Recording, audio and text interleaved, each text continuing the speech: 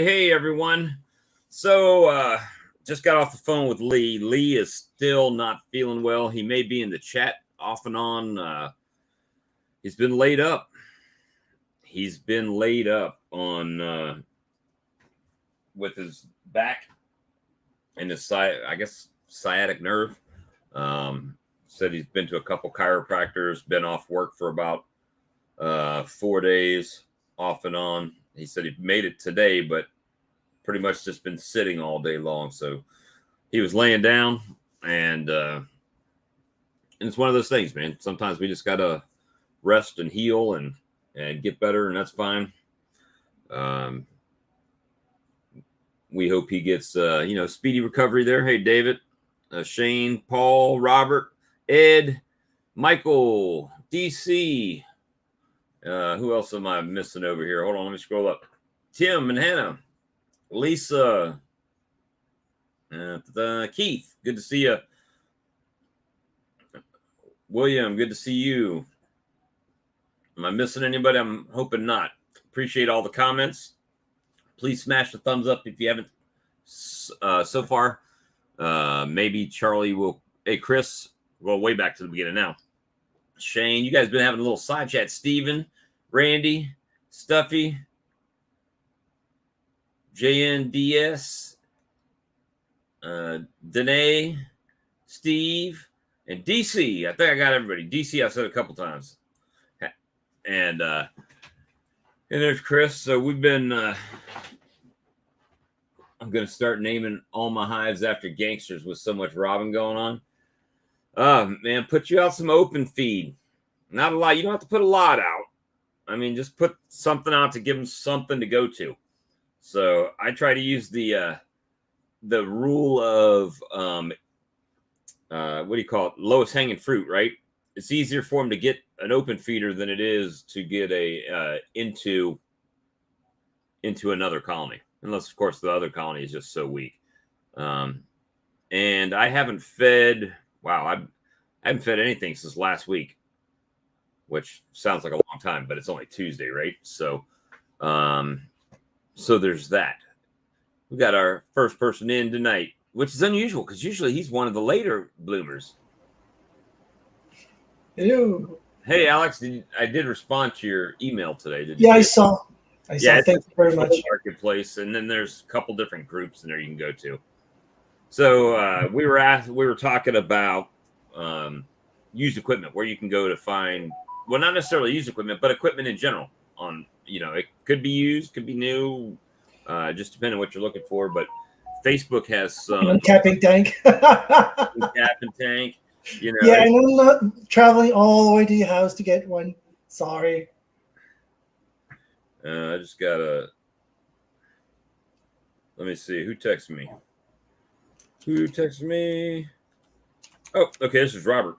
Robert did 14 6 gallons buckets of honey.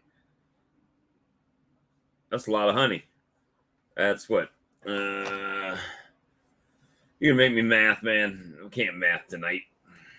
You gotta let me wait. 80 pounds? Because I know 5 gallons is 60.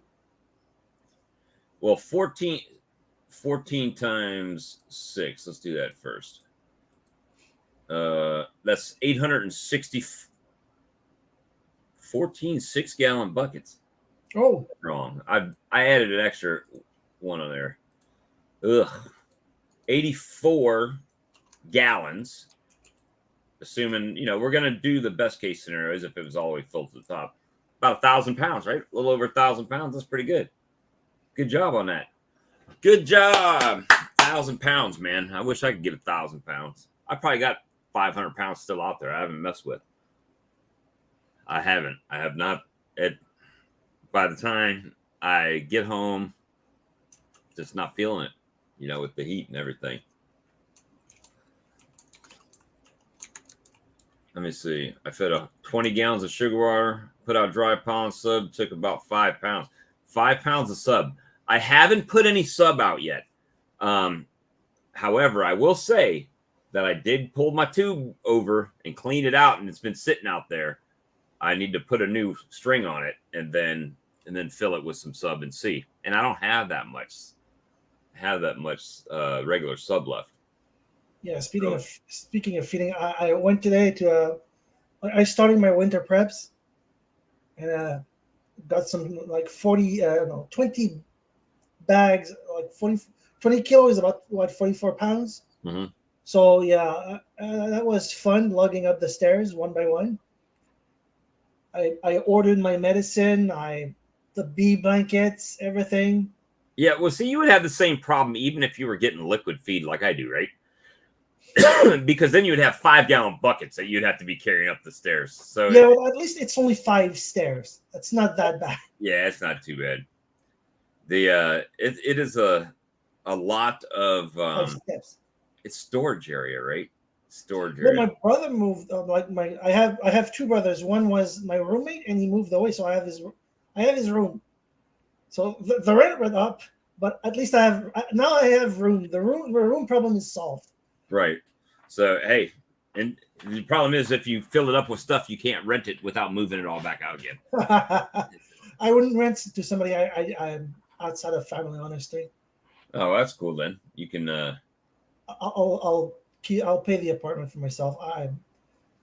I'm not big on trust of strangers, let's say. I got you. It's been a here. I mean, it's still hot. It's not been as hot as it was like last week. It's still hot. And today, one of the supervisors was in town, so he rode with me all day long. Right, he's coming back tomorrow and ride with me all day long. So I can't even like phone catch up on my YouTube stuff because it's like, yeah, you got to work, So that's kind of what today was, just a working day, and what can you do? You're still at the bug company? I am still there for now. Oh, but however, oddly enough, I went. This goes back to YouTube, not so much beekeeping, but YouTube. Okay, so I go to this house to treat it, and go treat it. It's a very nice house, right? Very nice house. Got a swimming pool. It's nice. And but it's not in like this $1 million subdivision or anything, but it's in a nice subdivision. It's huge house, swimming pool. Upper middle class, let's say. Yeah. And I'm talking to him. I'm like, well, hey, what kind of work do you do? And I'm sitting there spraying, right? Oh, well, I'm a promoter. I promote like parties and, artists and stuff like that. I'm like, oh, that's pretty cool. He's like, but my wife's a YouTuber. I'm like, really? He's like, that's all y'all do? Oh, yeah. Yeah, her full-time job is YouTube. She's got 367,000 subs on YouTube. That's a lot. A lot. It's a lot. So, but that's what is paying for this big house. And one side of me is like, that's awesome. And the other side of me was saying, boy, I hope YouTube holds up for you. Don't want that to crash on you for sure. So, like, I've seen some rumblings about Google not like shenanigans, let's just say. And it's I don't know if YouTube's gonna go away, but it might not be great.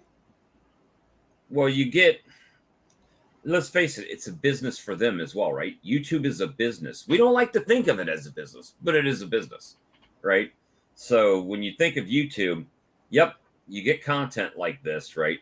This kind of content makes no money, right? Makes no money for YouTube. You know why? Because you guys are already here. When I started this tonight, we had 23 people in the chat, right? Already there. And when I hit start streaming, well, then guess what happens? A lot of times on the screen, at least for me tonight, an ad popped up, right? And the ad started when the countdown music and all that's happening, an ad popped up. But I bet you out of 23 people, 22 of them at least click skip ad, right? Just skip ad to look at the countdown and listen to the music as compared to watching the ad. That costs them nothing to let play over there, right? Which actually benefits the channel. But yeah, it's not and what's the other thing that's helping generate people? Shorts. Well, unless you have some kind of viral short, and when I say viral, I'm not talking 3,500 subs, right? I'm talking like 35,000, 50,000, lots and lots of viewers on that thing. You're not making any money off of that. A dime, Yeah. 15 cents, nothing. So it's like they make more money by keeping creators making shorts and stuff like that, where they don't have to pay anything out, but yet they show ads, Chumba Casino, all the different stuff's popping up or whatever, but they're not paying anything. So as far as the actual business of YouTube, I gave up. I mean, it's not a business. There's nothing. I'm here hanging out with my friends. That's what I'm doing. Yes. I've said it several times. I gave up on monetizing my beekeeping channel a long time ago. Oh, I have no Ian Stepler or Richard Noel. But not to dash anybody's dreams. If your dreams are to be a big time YouTuber, my response would be find a different niche other than beekeeping. That's what it would be for me. So yeah, so that's the only thing. Let's see. Yeah, ad blockers. I can't blame people for using those. Like, yes, like if I were monetized, it would cost me money, but no way I could blame anyone for using those things. Yeah, I mean, it's not the amount of time and hours that we spend here, other than like hanging out with our buds and chatting about bees and stuff like that. Yeah, I'm just no, Todd. You can just do it in something other than beekeeping. Is all I'm saying.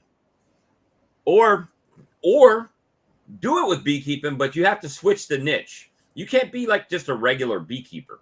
You just got to do like swarm catches and cutouts. That's about it. Those are the ones. And the reason I say that is not to be disparaging for like Dirt Rooster and those guys, that's what their channel's about, right? But people other than beekeepers like to see when you unveil that wall and there's this big, massive colony. That's cool for people to look at that aren't beekeepers, right? And yeah, sorry. So that to me is just a or the putting your hands in a swarm of bees and pulling it down. People are like, that dude's crazy or something like that. So it's people outside of beekeepers, right?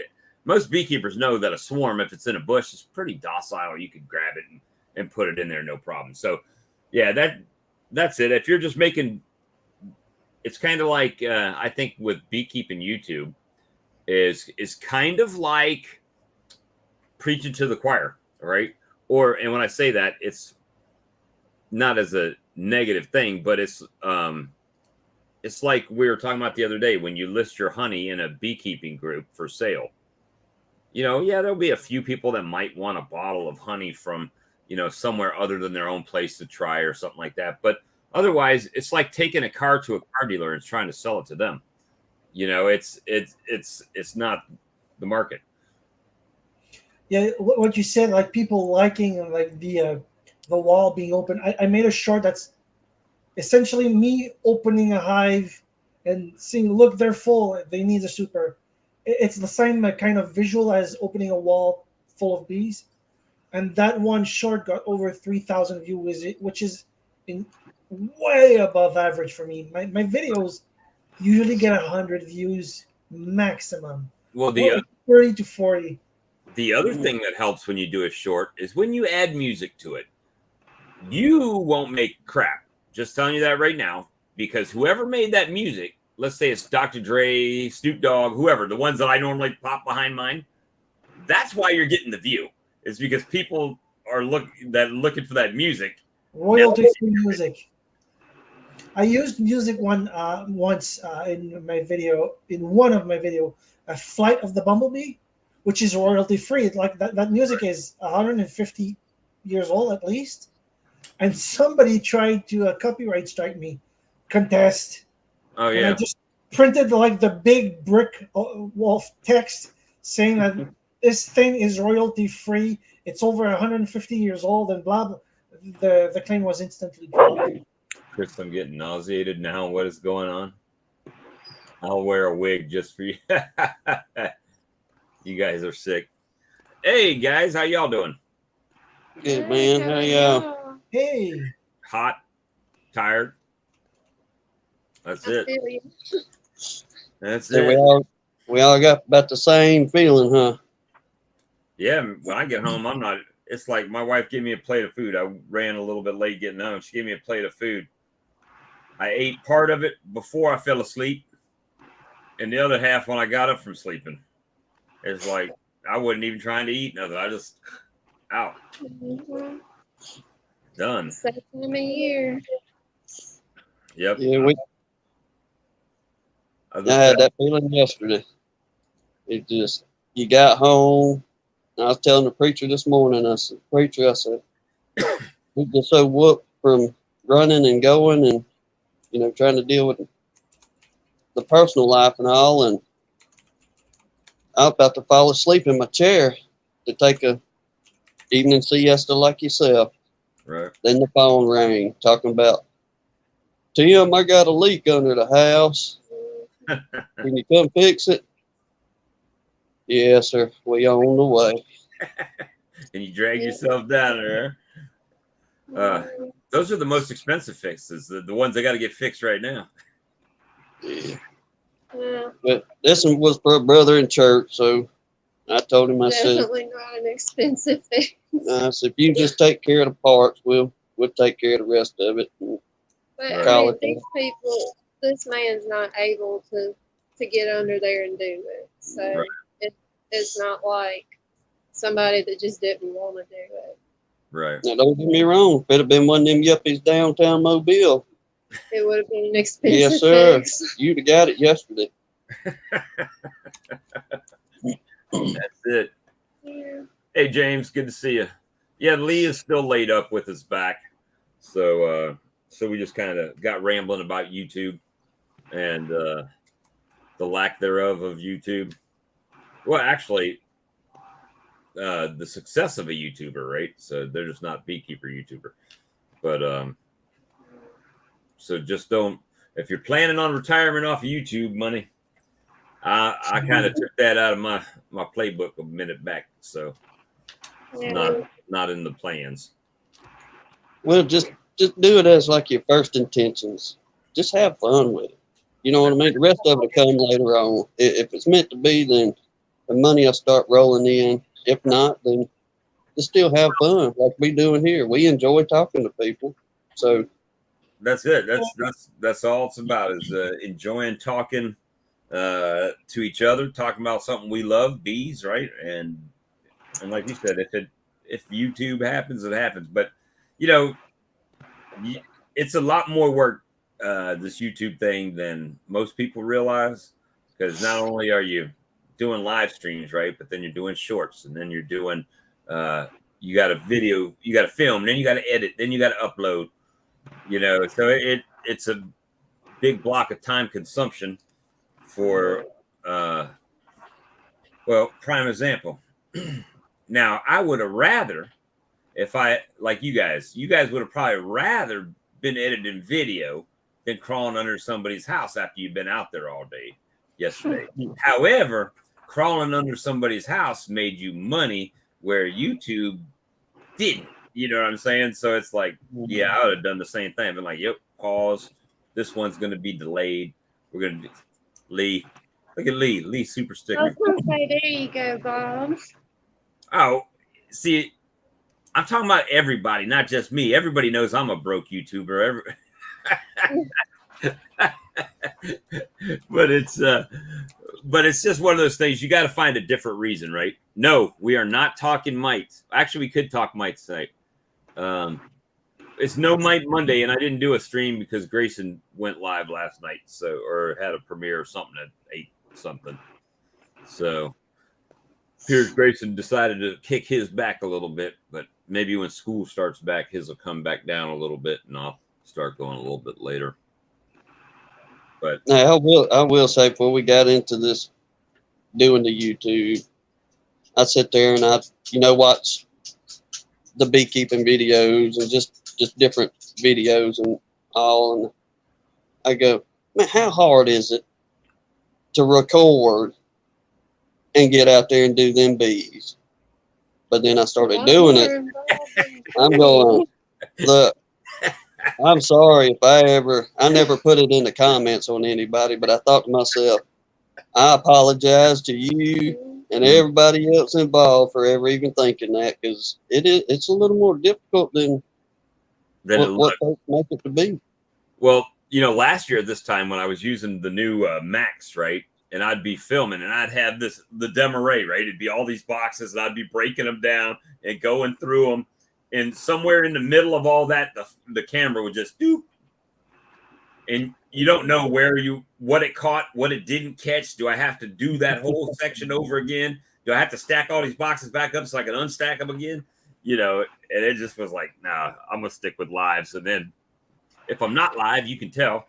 And it's just again, it's more about the fun. Like when I'm walking around the yard, I'm more interested in trying to see what comments people are talking about and how they're doing that day than hey, I'm glad you got to see this bee bouncing on my little buckwheat out here. That's nice. But it's more about, hey, what's going on in y'all's world today? And a lot of times people pop in and say, hey, I had this happen today, or I had that happen today. And that's a good feeling. This has become more about, like you said on Sunday night, it's fellowship, right?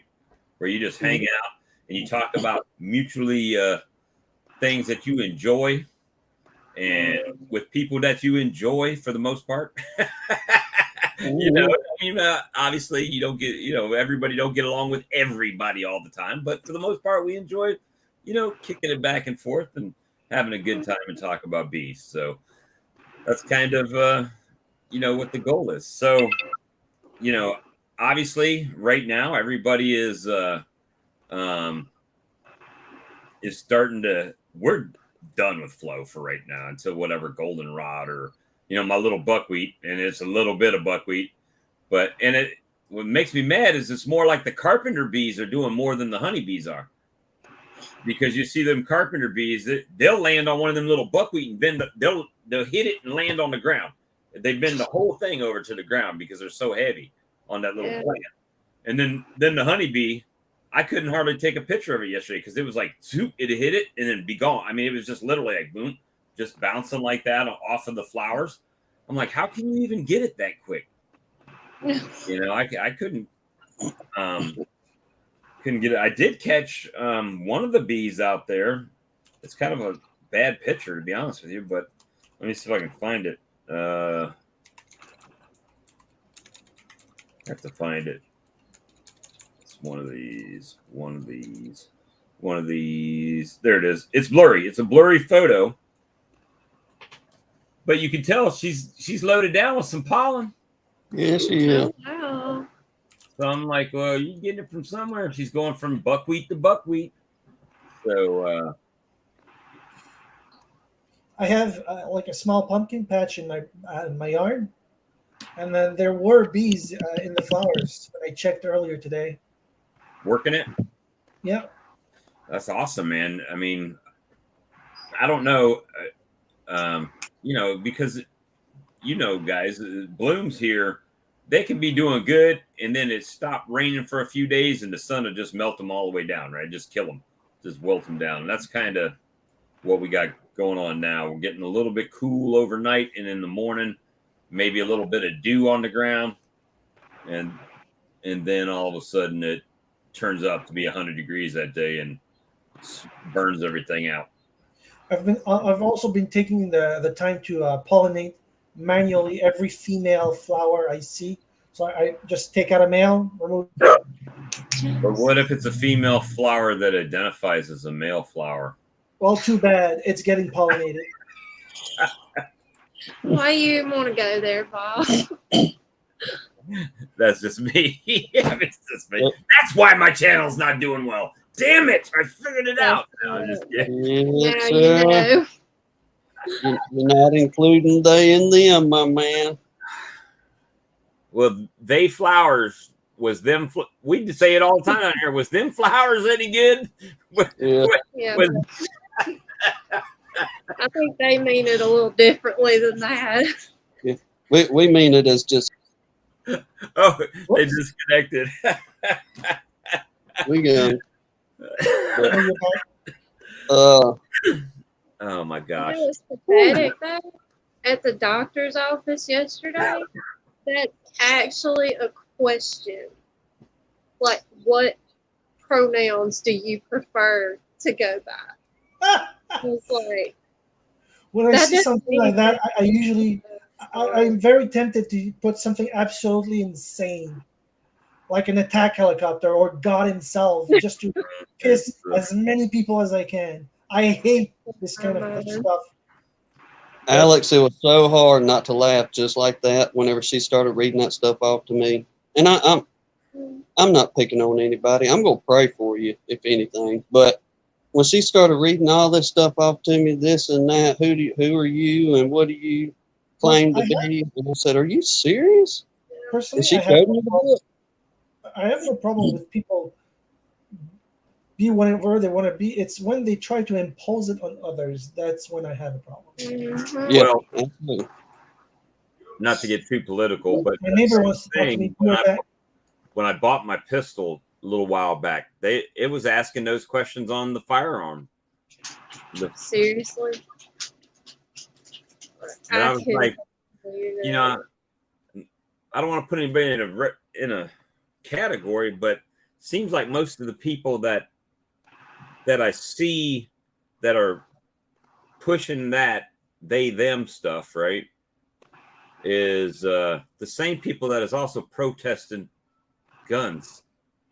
So why would that person be buying the gun to even need to ask that question on the you guys get where I'm going with that, right? It just doesn't make sense. But whatever. Hey, God bless the USA. That's what we're doing. Yes, sir. Yeah. I don't know. I just say I sleep with a weapon right beside me every single night. She does the same, and ain't the first time I woke up and that pistol was turned toward me, talking about, "Hey, it's your night, bud." So, like I say, it's another song, different verse, but this is where we at. That's it, man. Well, I've got motion lights outside, which sometimes you can see when I'm walking by, the light will come on. Don't think if I walk into my kitchen to get a drink and my back light is on and ain't nobody been outside, I'm looking out there with my weapon, waiting to see what's going on out there. So, let's see. I had a feller, I don't know, it's about a year or two after we had moved in. And no, well, matter of fact, I'm sorry, let me take that back. It was about a month after we had moved in, because a couple of weeks after that, we had somebody come steal a bunch of stuff. We didn't put the fence up yet. We didn't have a gate and all this. Well, about 5:30, 6 o'clock one morning, and dogs went to yipping and chirping. So what do? I look out the window and I see a pickup truck parked in front of the house. So I'm thinking, oh, these jokers is back. All right. So I go out there. I had my pistol by my side, holstered, but I was in my pajama pants, so there was no way I could clip it on my side, but I just had it there. And all of a sudden, he comes out, "Oh, don't shoot me, don't shoot me. I got my kids and all this." And I told him, I said, "Mister," I said, we just moved in, had no idea what you was doing here, and I thought that was the end of it. Well, 30 minutes later, I'm getting a knock on the door, Mr. Sheriff's Department. Talking about, "Mr. Blake, did you banish a firearm and all that?" I said, "No, I didn't banish my firearm." I said, "I had it on me." I said, "But I never pointed it at the man." Not to mention, I'm on my property. Yeah, that's what I was like. You're on the wrong side of the road and 100 yards away from the bus stop, bro. Why are you parking in front of our house? Well, you know, and did you see Chris's comment? I thought your wife was your weapon. You know, if somebody was walking your property and they would have went out there probably and said, "Hey, you ain't supposed to be around here," you know. I did that last year with the old man that's got the property that wraps around mine. Is I went out the back door and there was a somebody in the woods that I didn't know, and they were popping a tent up. So here I'm thinking that a homeless person just kind of decided this was their woods back there, right? They were going to pop up, and because I know the old man didn't own that property. So, or the old man that owned the property, that was not him. So since they're behind my house and I can see them in the woods, even though they're not on my property, I called the law. I'm like, hey, I'm just saying, this guy's behind my house, even though it's not my property. It's the old man's property. But I ain't never seen him there before in 5 years. So could y'all go? Oh, you're freezing again. Oh, I thought it was Freeze up? Yeah, you just froze up, Bob. I don't know why I'm freezing up. My internet's good. Everything looks good. Is it just one of those nights? So, but yeah, so yeah, you know, guy was in the woods behind there, and I didn't know him. Didn't know I knew it wasn't the old man that actually owned the property, but it turns out it was his son camping out on their 14 acres back in the woods. Why? I mean, whatever. You got a house right here. Why are you camping out in the woods behind your house when you're 30 years old, right? So it's but anyway, he had the right to be there. That's fine. But if he didn't, he would have been gone. You know, it's looking out for somebody else's property and mine at the same time because they're behind my house. But yeah, I mean, it's what we do, right? For the most part. That ain't right. We need to go take a look at that. What's going on there? it's just, I mean, it's sad that we're living in these day of time because, I mean, my daddy come up in the 40s and 50s. He was born in 35. And before he departed, I remember many a story of him talking about sleeping with the doors open, with the windows open, leaving the keys in the car. Hell, you had to. They didn't have no AC. It would have been hot as hell if you would have damn had the windows down and no air flowing through.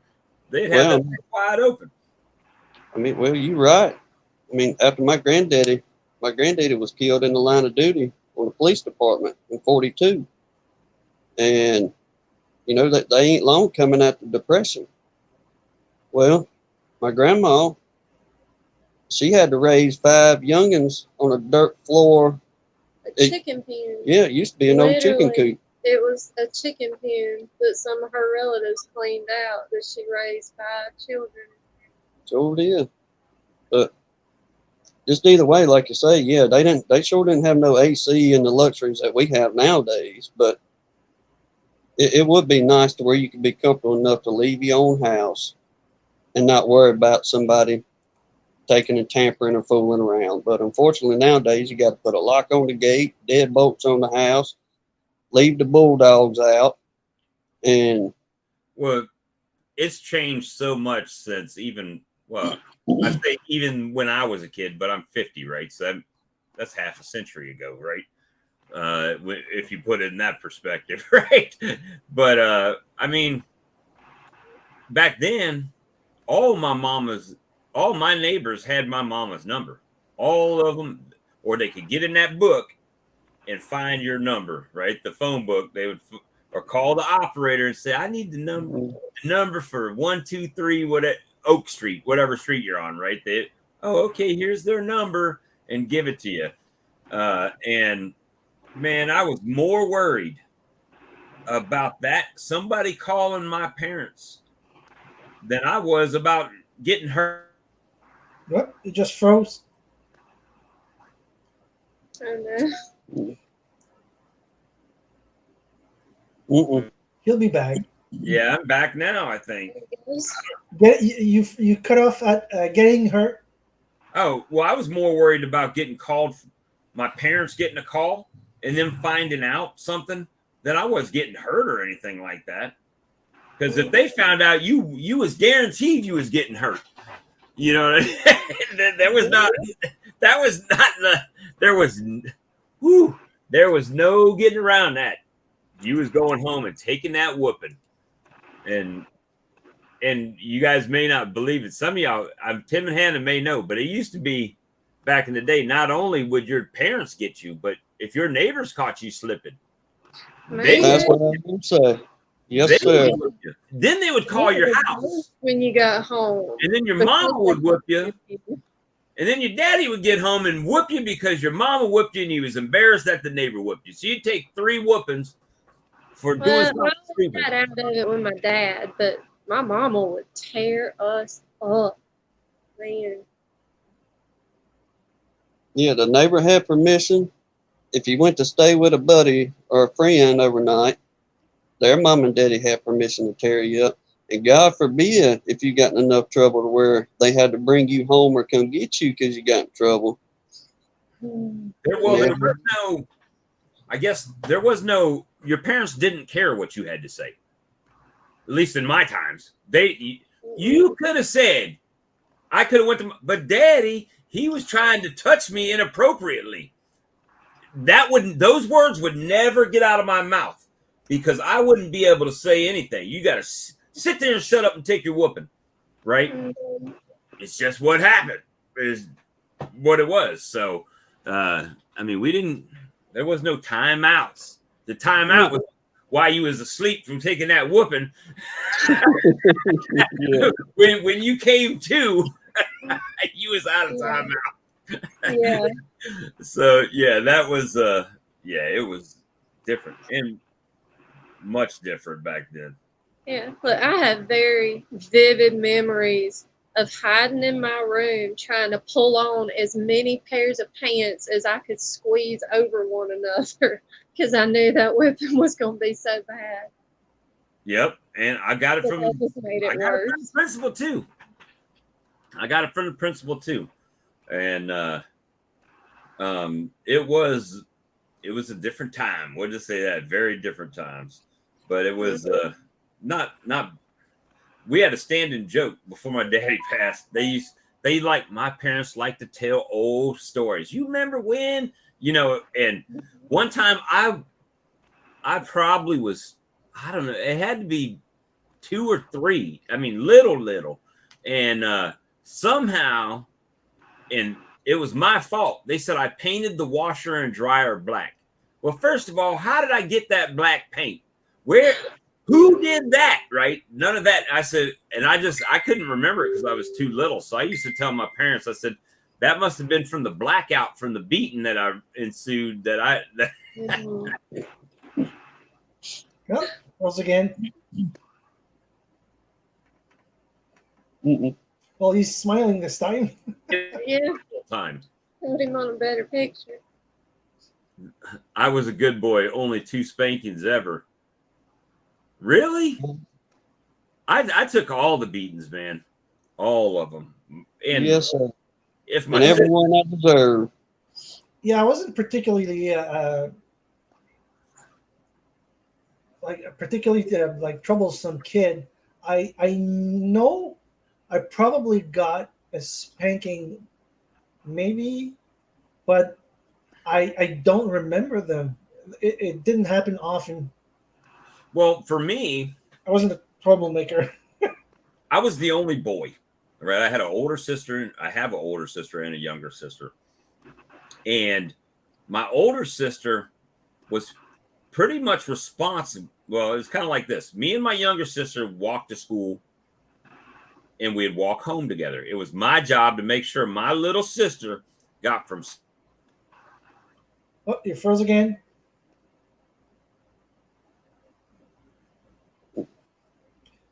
The suspense is real.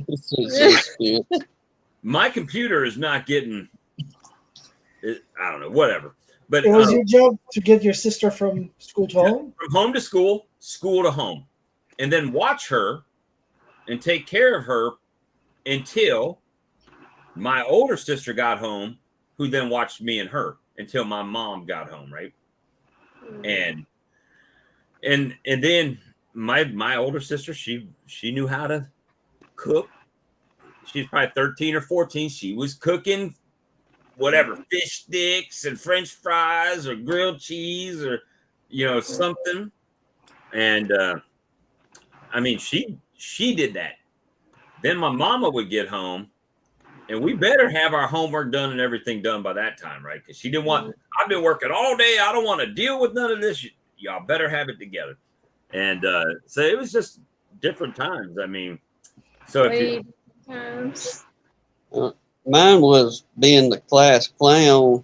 Like I said, if Brad, Cajun Homestead, if me and that dude would have went to school together, there ain't no telling what trouble me and that guy would have got into, because he reminds me so much of, just coming up and clowning around and carrying on. But, buddy, whenever you had to deliver that note and it be signed and brought back to the teacher, it was game on. The leather come out.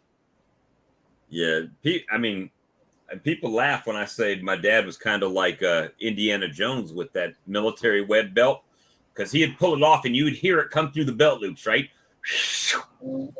Pow! I mean, he could have me with one arm and I could be turning around trying not to get hit, and he would connect every time going around the circle. Never missed. And he didn't care if he grabbed it from what end. If he had the belt buckle in his hand, you was getting the metal tip on the other end.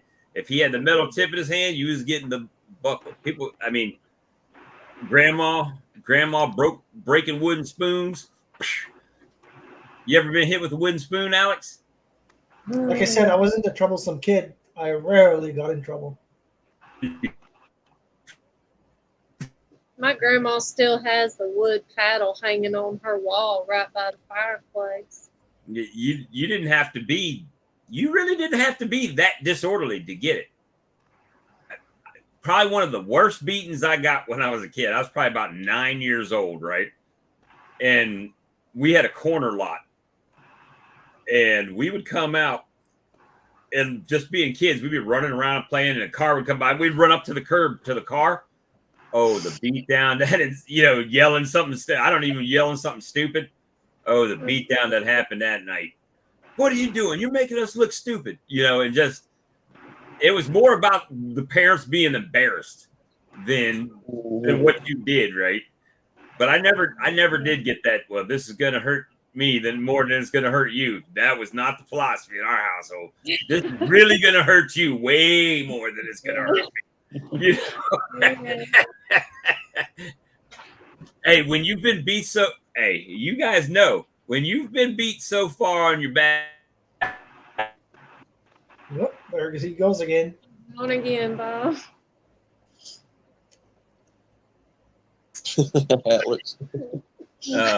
But when you've been beat so much that your bottom feels hot, you know what I'm talking about. That, like, you got a sunburn on your backside. You have to lay on your stomach on the bed. I've been beat with boat paddles, tobacco sticks, fan belts. That's it. My God, you had it rough when you were a kid. Well, we needed it, Alex. That's what it was, to line our tails out. But you know what? There was no ADD. There was no OCD. There was none of this stuff. So today, I would have been classified as ADD, right? I would have been. But they called it hyperactivity disorder. And the doctor wanted to put me on medication. My dad's like, no, we don't need no medication. I got all the medication that'll straighten that boy out at the house. And it came out. Pow! And he froze again. And Hannah talked about whenever they was coming up, she got 5 siblings. Well, four brothers and a sister. And her mom and daddy bought one of these real big, I guess like a Canola van. Buggy whip. Well, yeah, because my baby brother's disabled. He's in a wheelchair and all. So Mama, to be able to hold 5 kids in a wheelchair, they got the huge vans to get a lift in and stuff. Well, Mama wasn't about to pull over. Y'all start cutting up and acting crazy. She had a buggy whip. Literally, the only way you could get Yes, away sir. from that buggy whip was to climb under a seat. And God help you when you got home, because it was going to be bad if she had to drag you out from under there. But she had deadly aim with that buggy whip. It's amazing how they hone that craft so well. She didn't even hardly have to look. I swear she could do it by sound. Just reach back there and pop the fire out of you with that thing. It's kind of like when, if you ever watch a baseball game, you tell when they hit a home run, the sound on the bat. That's what they. Oh, that was a good one. Oh, he hit that one clean. You know, it's just. Yeah. I think my sisters had it timed out because we had this big Oldsmobile, right? 4-door, sit five people because there was no middle seat because you had the armrest, right? That came down.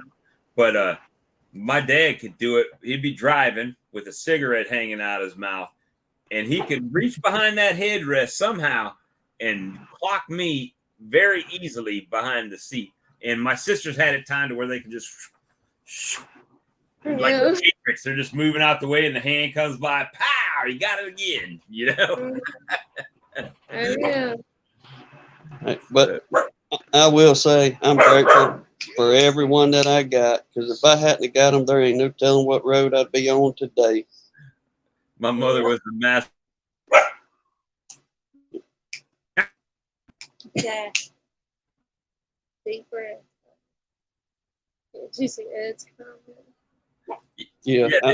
They didn't care where they hit you or nothing.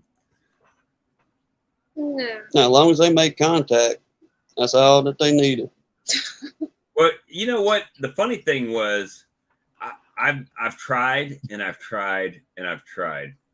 My dad passed away in 2003, and I've tried to sit down, and I don't know if it wasn't just been me. I don't know. I don't ever remember my dad saying, like, I love you to me. Now, he told it to my mom. I don't know if he told it to my sister, but I don't remember him ever telling me, like, hey, I love you, man. You know, that type of thing, like I do with my kids, and that might be why I do it with my kids now. But but yeah, I don't remember that. I think it was a different mindset from them. Well, he gone again. Out again. But in the early, you're muted, Alex. You froze. It's a different mindset to them. See, there you go. So it's a different mindset because I know for a fact my granddad never told my dad he loved him, right? Never. That was like a sign of weakness back then, right? I mean, especially for men. For men, you didn't show affection to your men children, your boy children. You were supposed to make them tough. Them men are supposed to be tough. They got to go out and, now this is not what I'm saying. This is what I've assumed that was happening then. So, every generation it's gotten a little bit, well, he never told me. So it's gotten a little bit laxer as we go on. Well, I don't want to beat my kid like I got beat type of thing, but it's but I think it always has been a generational thing to where my dad always said, it's my job to make you ready to be the man of your house, right? To raise your family and take care of your family. Now, nowadays, the mindset's a little bit different. The female goes out and works and helps and contributes, and she's got, like, say, she could make more money. But back then, you're watching TV and you see Leave It to Cleaver or Leave It to Beaver, right? Or something like that. The mama's always at home. The daddy's out working. He might be, I don't know, a butcher. He'll come home and they got. The freeze?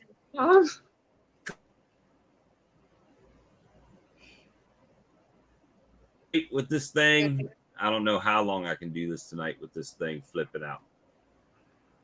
Yeah, it just keeps on freezing randomly. I don't know why. I am hardwired to the internet. My computer is beyond awesome. There's no reason why it should be freezing. So the only thing it could be is either StreamYard or I don't know what else it could be. That's usually what happened to us. Like we was talking the other night. We'll do good in our lives until about 2 hours. And then it's Then downhill from there. It starts doing that cutting out, and that's whenever I go to pushing buttons, and that gets everything else in a bind. But Yeah, I don't know what's going on with this thing, but if it gets too hectic, we'll just end it for tonight. My son does a better job than me. He asks, do you want to choose obedience or consequences? that's a good one there. Yeah. Well, I mean, I had some good friends of ours, and she was telling us not long ago that her and her husband was kind of, I guess, not having a fuss over the kid, but I mean, we don't have kids, so we don't know that end of it. Right. But she said, he told me they raising boys. And she said, whenever he told me this, I kind of had an eye opener. She said, look here, or he said, look here, woman. I'm not raising children. I'm raising men. Right. And I never thought about that. Like I say, we ain't never, Lord, I hope he blesses us one day with children. But it made a whole bunch of sense what the man told her. And she said, on my end, I backed off of him on baby and them youngins and how he corrected them youngins accordingly, as they say. Right. So, but It's a whole different culture nowadays.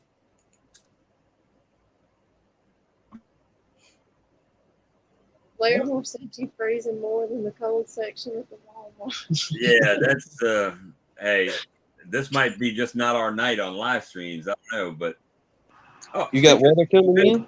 We got a beekeeper. Hey, beekeeper. How's everybody doing tonight? Pretty good. We were just talking about family beatings when we was kids. You got family any beatings? Exciting stories you got from you and I are the same age, so we came from the same era, if you will. On go get a stick this size and bring it back to me. Yeah. And it can't be no bad stick. It's got to be. So you're out there and you're trying to pick this willow, knowing that you're gonna get a beating. And it's like, okay, I'm not going to pick that one because that's going to break my back. Right. You know, if I pick that one, he's just going to send me right back out here. You know, so this one here, that probably will hurt the least, and away you go. So let the beatings begin. Yeah. So, well, what is I popped in there a little bit earlier than. I'm busy filtering honey here tonight, so I'm going to probably pop in and out as I go through and get, the filters changed from one to the other. So, well, my computer's been freezing tonight. Hadn't done it in a while, but last time I did that, I had to do a Google update. I think is what it actually was. No, my computer was giving me a bit of a hard time. I've been trying for about 5 minutes to get on here. I finally had to shut everything right down and start everything right back up and. So, yeah, I might need. Well, we did have the power just blink off today, and my whole system just shut down. And when I got home, I turned it back on. So there you go. See, my whole system is my iPad. That's it. Shut my iPad off, turn it back on. Away I go. That's well, that's awesome. You feeling better? It seems like you are. Every day a little bit better. What was it? Yeah, yesterday I had a little bit of a relapse there, so that hurt a little bit, but. They've told me that's going to happen for the next 4 to 6 weeks until we get things sorted out. But no, I do get tired quickly. I found out that I go to the apiary and something that used to take me. Oh, did I freeze up or just Bob froze up? I was going to say something that used to take me 10 minutes to do now takes me 30 or 40. Yeah, so I've in a way it's not a bad thing though because. You find new efficiencies and it's, for myself, it's all about, it might not seem like a lot, but if I save 1 minute a hive, per apiary, that's 40 to 45 minutes that I've saved. So those little things really add up. Yeah. It was good to hear you on the up and up, though, brother. Yeah, it's good to hear Thank you you. getting better. And if you haven't Much watched appreciated. James's latest video, he had the 4-Hers over there, and They I are think doing the last. they're doing, and that was the 4-Hers. They're doing incredibly well. So there's we only had 2, so there's 5 4-Hers. So the next video that's going to be coming out for them will be this weekend. So they're going to harvest those 2 hives. So I donated 2 hives for them to use at the beginning of the year, and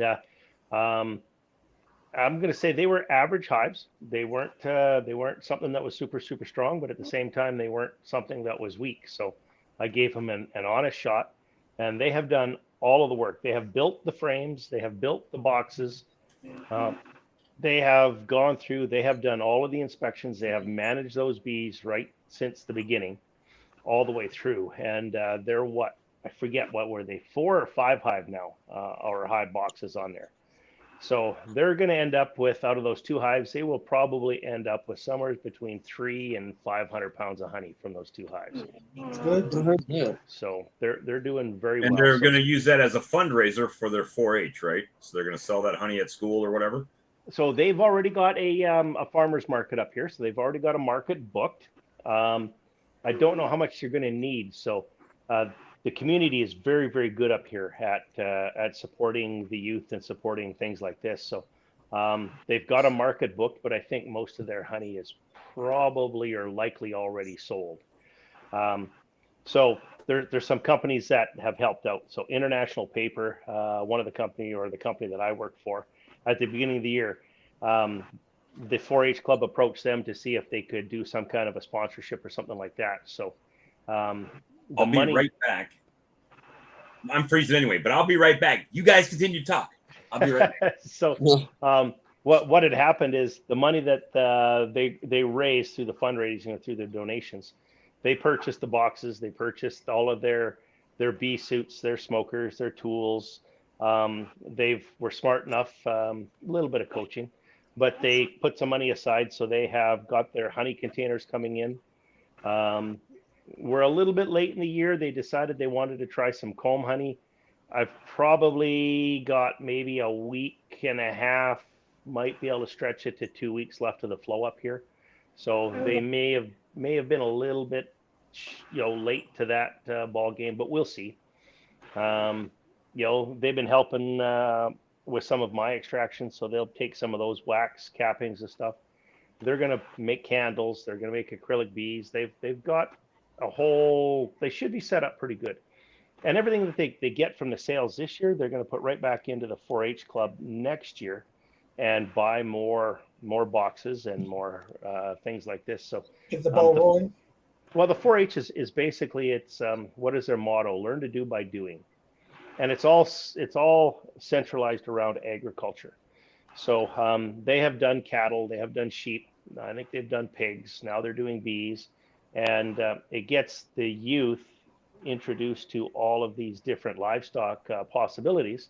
And of course, what comes out of that is our new farmers that come, new beekeepers going to come out of there. So we've got, there's one of the 4-Hers, she has really caught on, and she is on the ball to the point where I'm probably going to invite her out to help me for my year-end inspections for, to help find those queens, make sure everything is set up before I start getting them ready for winter, which will happen up here in I'll probably go from harvest mode to getting them ready for winter. I'm going to say probably in about 3 weeks to a month, I will be in full gear getting them ready for going back into the bee barn. So, yeah, that's awesome. She's getting into it like that, though. Oh, absolutely. Yeah. If you haven't seen the video, go and check it out. I sit back. Well, actually, I sat back and got stung. No, Canadian bees do not sting. It's been well. To differ. I squished her, so it was my own fault. I squished her, so she just let me know that I was squishing her. But no, they're doing good. And today at work, we ended up having a swarm basically attach themselves to the building right outside of one of the smoking areas at work. So International Paper has an environmental policy where we protect all of that. So they were all on board. I got a phone call really quickly saying, we got a swarm of bees. Can you come take care of them? Can you box them up? And what we're doing is we're going to donate those. So they're all in the box. And yes, I did use the swarm rustler. It worked rather well there. So thank you, Bob. Got it. Get the dab going. There we go. So yeah, that worked out rather well, and we're going to donate those back to the 4-H club as well. So they will have an additional hive for next year. So it's nice when you get companies that work like this with the community. Well, how I guess the main thing is there a way that I've got to, like Robert Ramonetta, I'm probably slaying his last name, and I apologize, Robert. We've talked on the phone and stuff. And he runs the 4-H up in Ohio, where I sent the swarm lure for those kids to try to get swarms and whatnot. Is there a way that we can get involved locally with the 4-H? I mean, how would we do that? How do we just need to reach out to the school district, or do we reach out to like 4-H, the national thing? Reach out to 4-H, the national, and they will guide you through what steps need to be done. It really comes down to, at least here in Canada, it comes down to the local clubs. So 4-H Canada has supported the Sexsmith Multi Club by helping me. So of course, because I work with the youth and stuff, so I go through and I've had to do the criminal check, and I had to do all of the leadership and stuff, which was easy because being a farm boy, I grew up through 4-H. I grew up, with the cattle and the chickens and the pigs and stuff like that too. So I was a 4-H member, so I knew most of that. But yeah, just reach out to the national. They'll tell you where the local club is, and then reach out to the local club. And a lot of times they just need the idea. So Robert's with the FFA, Future Farmers of America. Perfect. Much very, very the same, right? So that's yeah, I mean, that to me is interesting. You never know. I mean, even if out of all those kids, one of them this year, just one of them decides, you know what, I'm going to be a beekeeper, exactly, and goes for it, then that's a good thing, right? Well, and one of them there, like I said, she is on the ball. So, actually, they're all. I shouldn't say that. One of them's rising above. They're all on the ball. One's showing a little more interest than the other. Right. They're doing very, very well. I was just going to see how I had to share your this out, because I was going to share it to them and see if they maybe wanted to pop on here. Oh yeah, yeah, definitely they can come in. They have to deal with Bob's old behind going in and out. I mean, I shouldn't restart my computer, but it's been my experience in the past. It really hasn't made a difference once the stream is started. However, we were talking about like YouTube money and stuff like that. Old StreamYard here has actually reached out to me about being an affiliate for StreamYard. And you know what they said? I've got to read this to you because I find it quite amusing. So you guys think it's amusing that I go live all the time. And I'm not going to say the lady's name. It just says, I am reaching out because I have noticed how active you are on StreamYard. I wanted to invite you to, to join the StreamYard affiliate program. And, so I was. You froze again, Bob. We need to screenshot that one. Yeah, we do.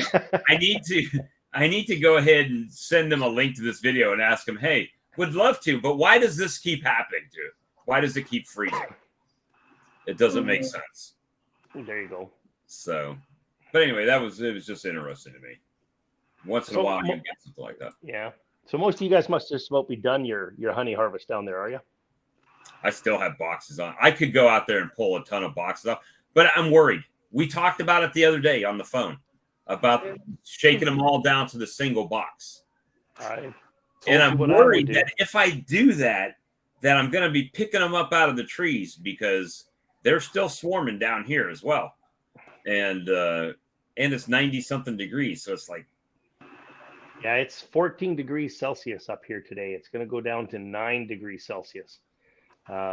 So it is rainy, it is cold, and we've got 3 or 4 days of this coming up before we get back up to our normal temperatures, which is, I haven't decided whether it's good or bad. Normally the nectar flow picks up a little bit after a bit of a rain, but a lot of our stuff is already over the hump. We're on the downside of it. So my fear is that this cold weather may actually rob me of 3 or 4 days of the nectar flow, but we'll wait and see. A whole 3 days?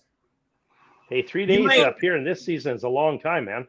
That's what I was gonna say. Like every day in y'all season is a big deal because you're right. just so let's put this into perspective. He just told us that the 4-H club's 2 hives or 4 hives are going to make more than my entire apiary did. Yeah, pretty much. So I'm sitting here thinking 3 days. You don't want to know what I was thinking. You know what I was thinking. The bees up here right now, they are. But do they have buckwheat to get on? No buckwheat. No buckwheat. Lots of actually. I talked to a farmer today. They've got yellow alfalfa up here, and the flower for the yellow alfalfa is much smaller. And I've missed this season, but he's agreed to let me put hives on there for next year. So I'm really interested to see what kind of honey comes out of that yellow alfalfa. So, I went out there. There's lots of bees all over it out there. So I'm really interested to see what comes out of that.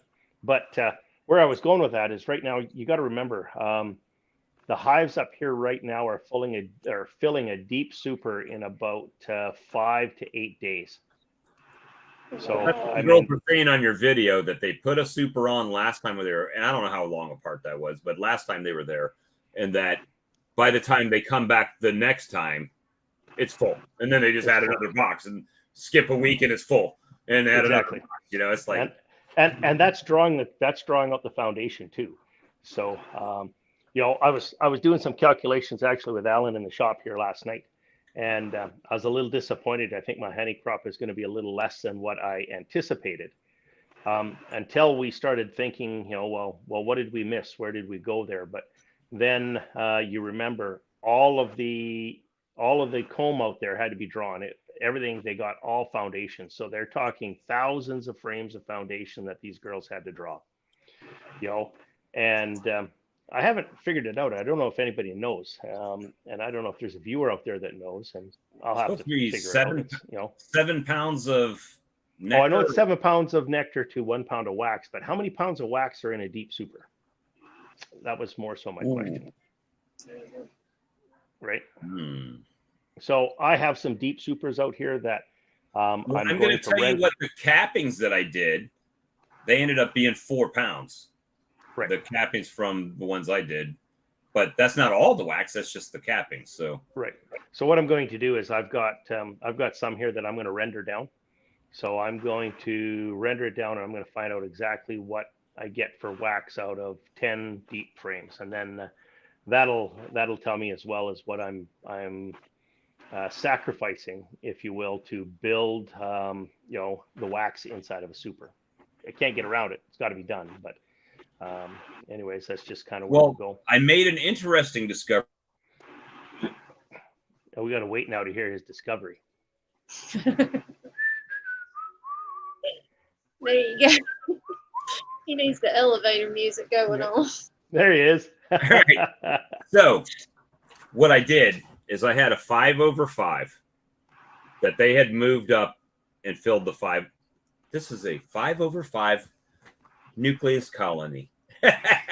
And then what I was doing in the past is I was taking these 2 5-frame colonies and I was making a single deep with 10 frames in it and then putting an empty box on top. Right. So what was happening was, well, they were full, so they'd have to reorganize and reorient their box, and then they would slowly start to move up. So this last time, what I did is I took 2 5-framers that were set up like this. Whoops. That's exactly what I did. Knock them all over. No, it was like this. And I put this bottom nuke in a 10-framer, just like it sat. And then I... Down again.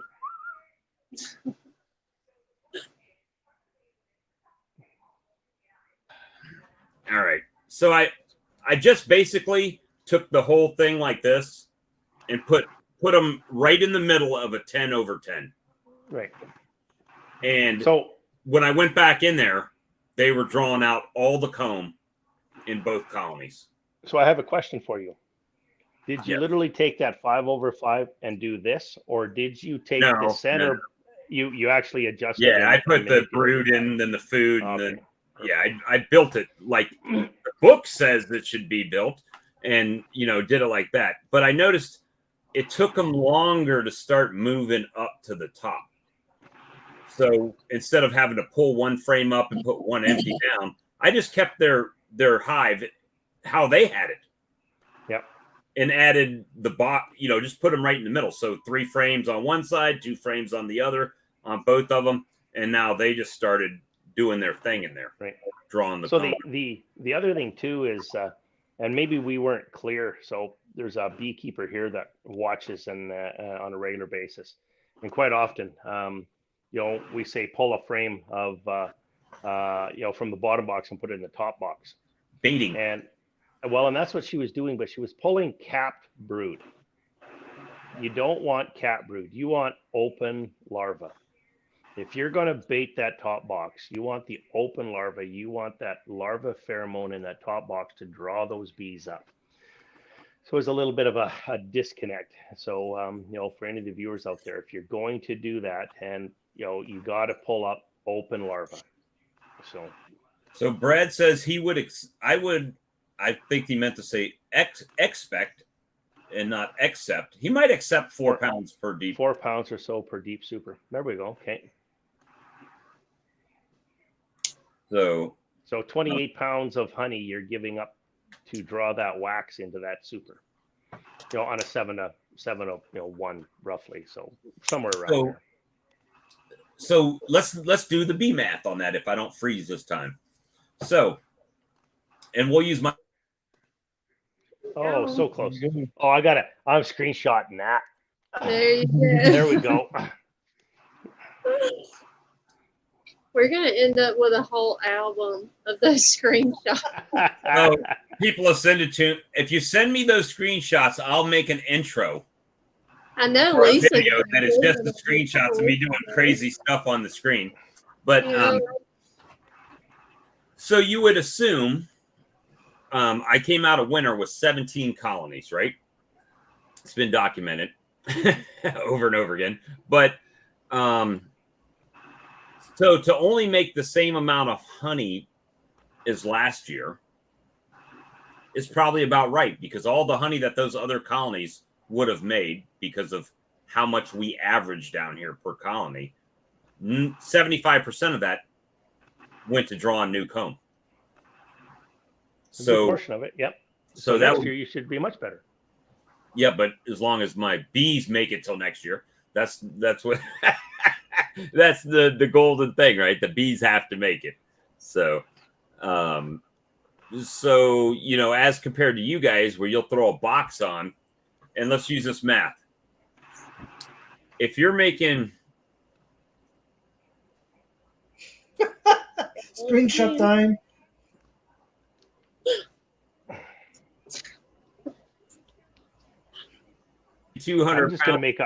I'm just gonna make a whole video of Bob's screenshots and put that on my page. It'll go viral. How's the smoke there, James? Actually, with all the rain and everything like that, no, can't tell. It's overcast, it's cloudy. Like I said, it's rainy, it's cold, it's miserable. We're coming into fall. So put it into perspective. If you average 50 pounds of honey per colony here a year, how long does it take you to fill up those 2 boxes of comb? It takes a year to fill up 2 boxes just with comb. So you can figure 1 super with wax and stores a year. So that could, you could kind of do the math and project, well, if I'm doing this, how long would it take me to draw out enough comb to make this much? Yeah. You're gonna get your whole album just tonight. Right? Poor Bob. Video off and just go with the logo. It'd be the rose there. But it will take a while for your comb to get up to where it needs to be, which is one of the reasons why I've been feeding extremely thin syrup, right? Thin feed when I put it out. And that's helped them to start drawing that wax out right now. So, yeah, I see 50 pounds. Well, we were out there just the other day, trying to, well, in fact, Sheldon came by and he built a whole bunch of frames during the day because we were out of frames, just about out of boxes, because a lot of the hives out there have got, most of them have got 4, some have got 5, some have got 6 boxes on them. And, so it's running out of equipment again. So now we're at the point where we're spinning it and we're dropping it back on as quick as we can spin it. So, it's a good problem to have. And of course, I'm going to say 2 weeks behind because of the medical issues that I ran into. So they're playing catch up a little bit, but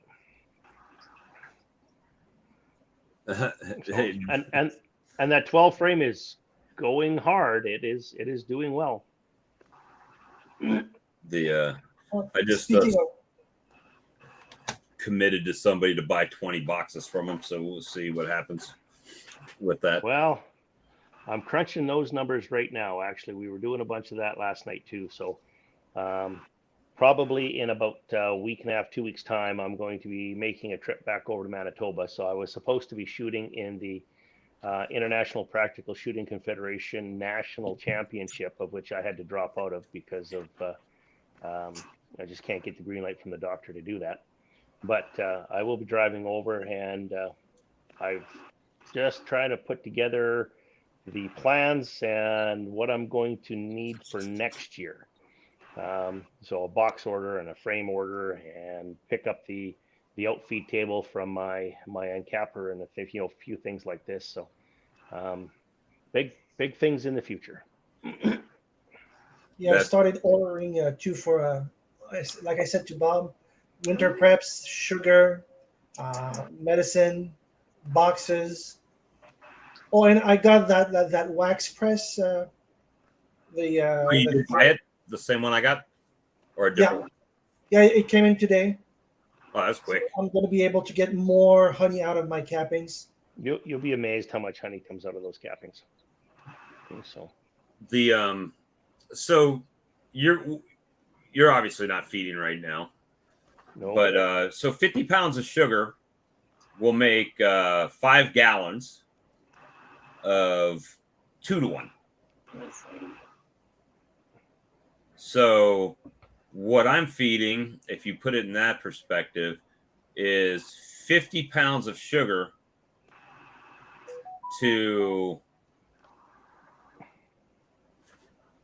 me see, I'm doing the water weight calculations.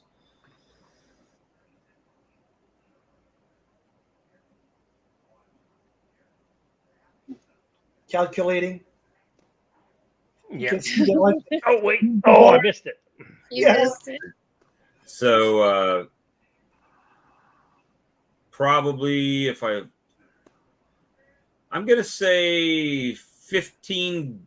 It's got to be more than that. Like 17 gallons of water.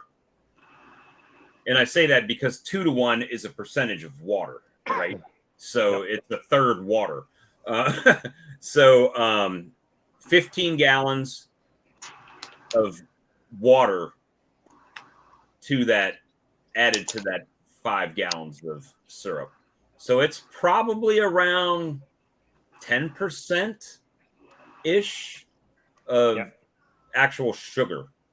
So it's 90% water then. Yep. And they just kill it, right? I mean, they will destroy that. I mean, I put 40 gallons out the other day and it was gone in a few hours. Well, I phoned Costco today and I placed my sugar order today. So, Bet you they love that call. Yes, Mr. McNally. We'll have that right wrapped up for you, Mr. McNally. Do you want us to bring? I'm looking for 4,000 plus pounds of sugar this year. So. Yeah, I went like this evening. I went to buy 20 bags of 20 kilo. You should see the guy out like at the door of Costco. Like, what are you doing with that much sugar? He said, I'm using it for a weight for my car for the winter. I said, for my coffee. You should have seen his face. Oh my gosh. I did that when I first started out. I pushed that thing up, right? And of course, this is Grand Prairie, northern Alberta, right? So I'm pushing all this up there. And of course, on top of the sugar, I got some strawberries and I got a few things like that, right? And this lady turns around and she says, what you doing with the sugar? I says, oh, beekeeper. She goes, right, sure you are.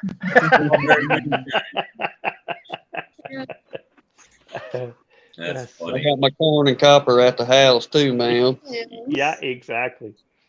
So, but no. So yeah, that's it.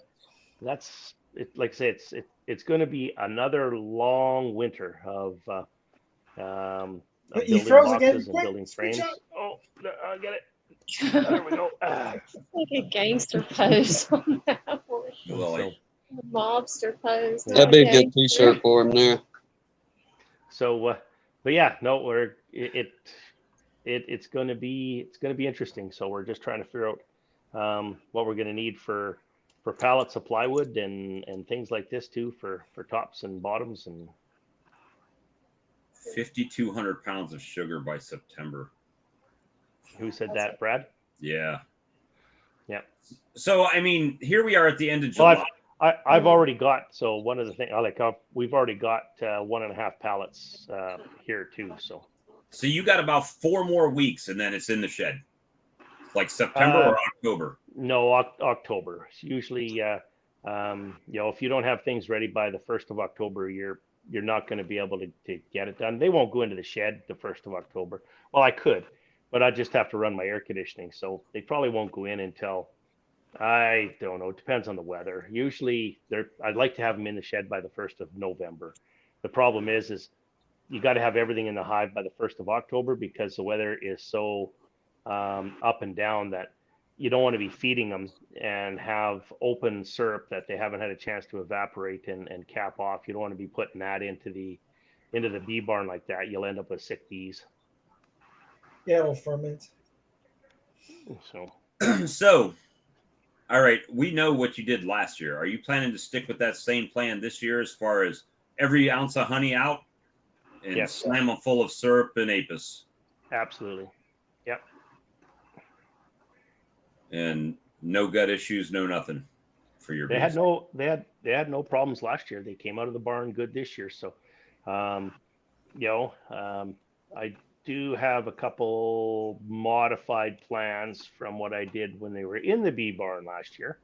So, to make that a little bit more efficient, but, and it should be a whole lot less for me to worry about temperature in there. I'll probably just have to run the exhaust fans more because there'll be many more than 78 hives going into the bee barn this year. So. Yeah, he's frozen again. He's gone again. Oh, I missed him. Like Was one of the best ones. 3 times the bees. Yeah, exactly. So that's let's gosh, your story amazes me. And why does it amaze me so much? I mean, obviously there's other people that are growing their apiaries and doing things, but it's not what you're doing, it's how you're doing it. And this comes from like 100% respect right here, because you made a decision. And this is so hard to do, guys. This is, at least for me, maybe not for a lot of you guys, but it is hard when you say, I'm only spending this much money out of my pocket, and I'm going to build this thing as hard and fast as I can within the constraints that I set out when I first started. And that's what most people don't understand is if you go back and you take a look at the beginning of last year, he frozen. I got to get that. So if you go back and you take a look at my video when I decided to make this into a sideline, I gave myself a budget. I gave myself a $10,000 budget, and I have stuck inside of that. So I have not made a cash injection. I have not taken money out. Everything that I have got and everything, including my equipment, I have built off of that initial $10,000 investment. And sweat equity. There's, I did not keep track of the time. I'll be honest with everybody. I did not keep track of the time that I spent, and I probably should have. In hindsight, I probably should have. But what else would I be doing? Sitting in front of the fireplace in the wintertime? Well, maybe I did some of that anyways. But I'm not one to sit around. I'm not one to, to stay still or sit down. I just assume be doing something. So I might as well be doing something like this, building my business. So, but it can be done. I'm sorry. Oh, I got to get that one. Yeah. Poor Bob. Brutal for me. But the thing is that's scalable based on what your available funds are, right? If let's say you said I've got $1,000 to start, you could have done the same thing. It might have taken me a few extra years. That's all. Right. I mean, it's a slower start. It's kind of like the when you start a nuke with a few 2 frames or 3 frames or 4 frames. It's how fast that colony builds up, right? Same thing. So you start with more bees, it grows faster. And right. So the thing is, you went after a few years of doing it, learning, getting your feet under you a little bit, and you made the decision you wanted to switch, and you went from 15 to 78, right? Correct. And then you lost a couple, 2, I 3. I lost 2 hives. And came out with 76. And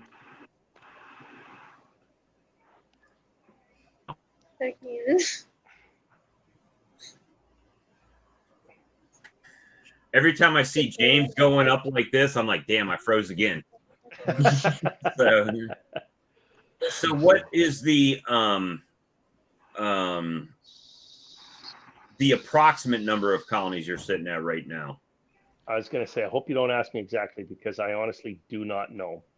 My goal, and I intentionally have not counted them, because my goal this year was to fill all my equipment. Same as mine. That was my goal. I did not have a goal for the amount of honey I wanted. I did not have a goal for a number that I wanted out there. I did not, my goal was to fill all of my available equipment. So, and I think I'm going to hit that goal. So I've just did my last round of grafting. Did I put that? Oh, I did put that video up. I should put that one up tonight.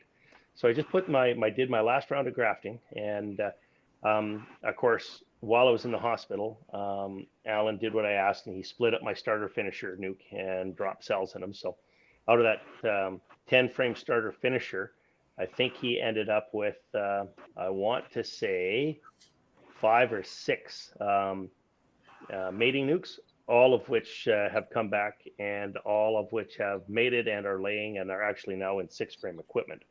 So we went back out here last week, and we built a 6 frame starter finisher hive, and I grafted 30. I grafted 30 cells into there, of which I think I had 26 take. So I will have an additional 26 queens.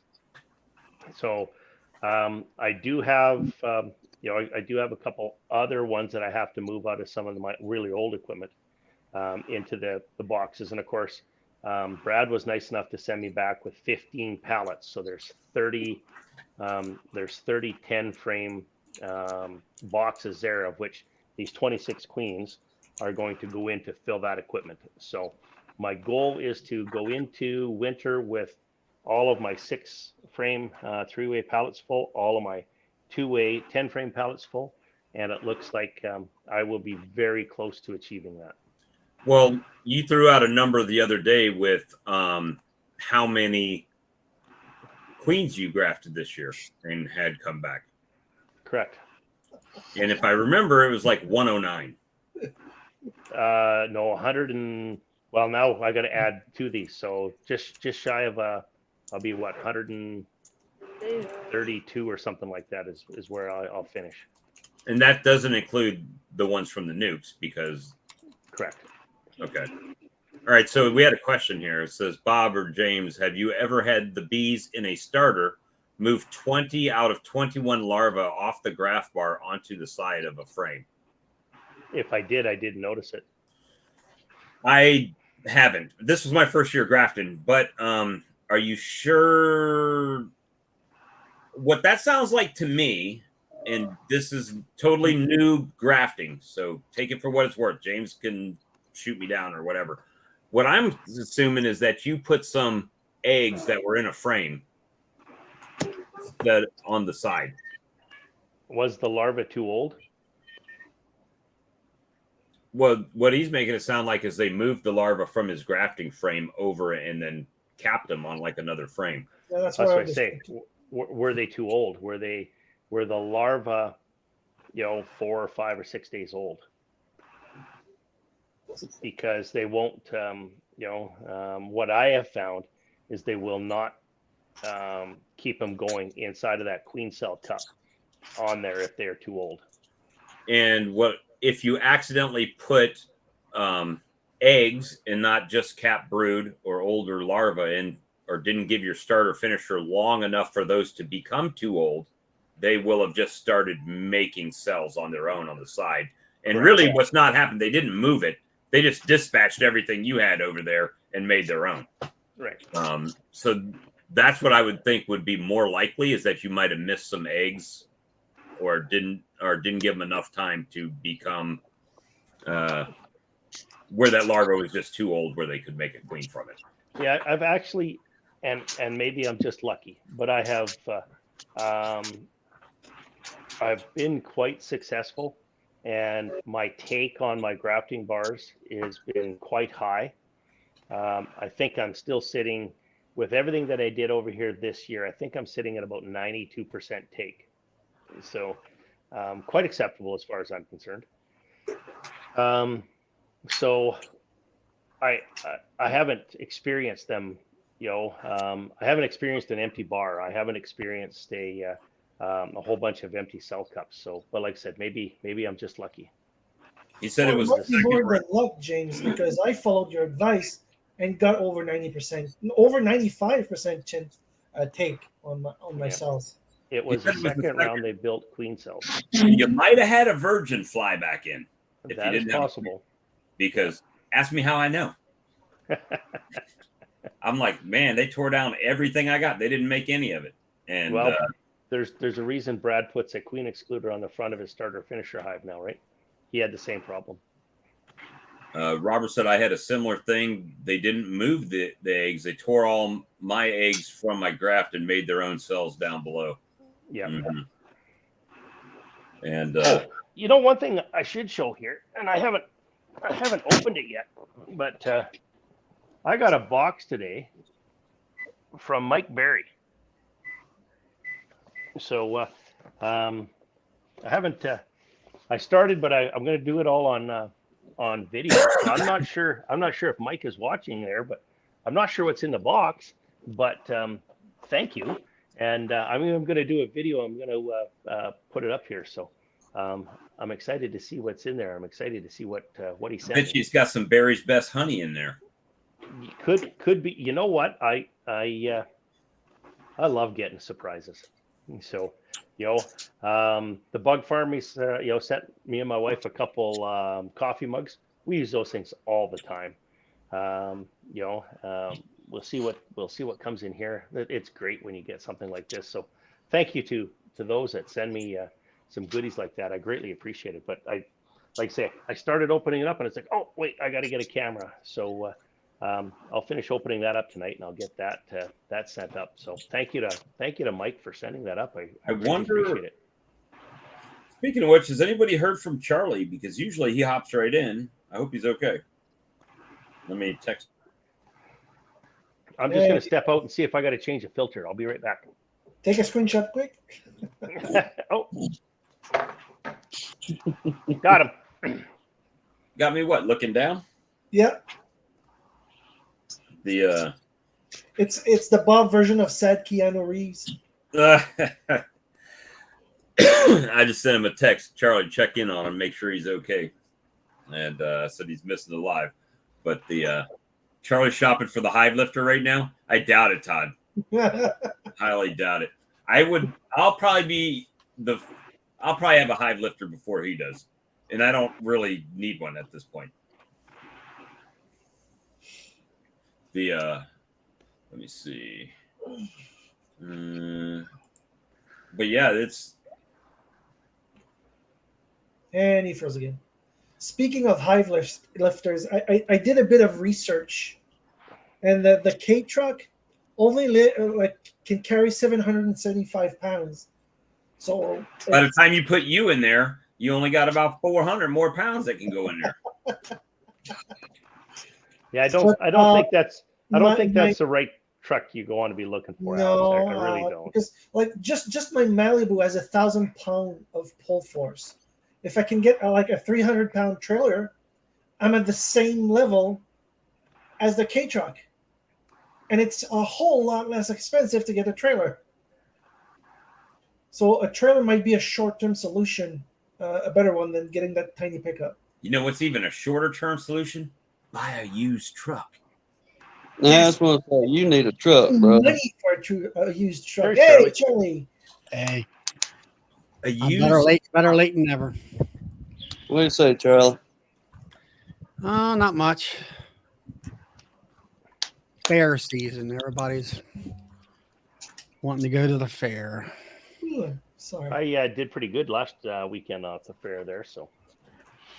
Well, this week is our county fair, and then here in another month is our state fair, and they're looking for volunteers. So we got to have a meeting Thursday night about that, and I had to talk to a bunch of people tonight about it. So kind of hammering it out.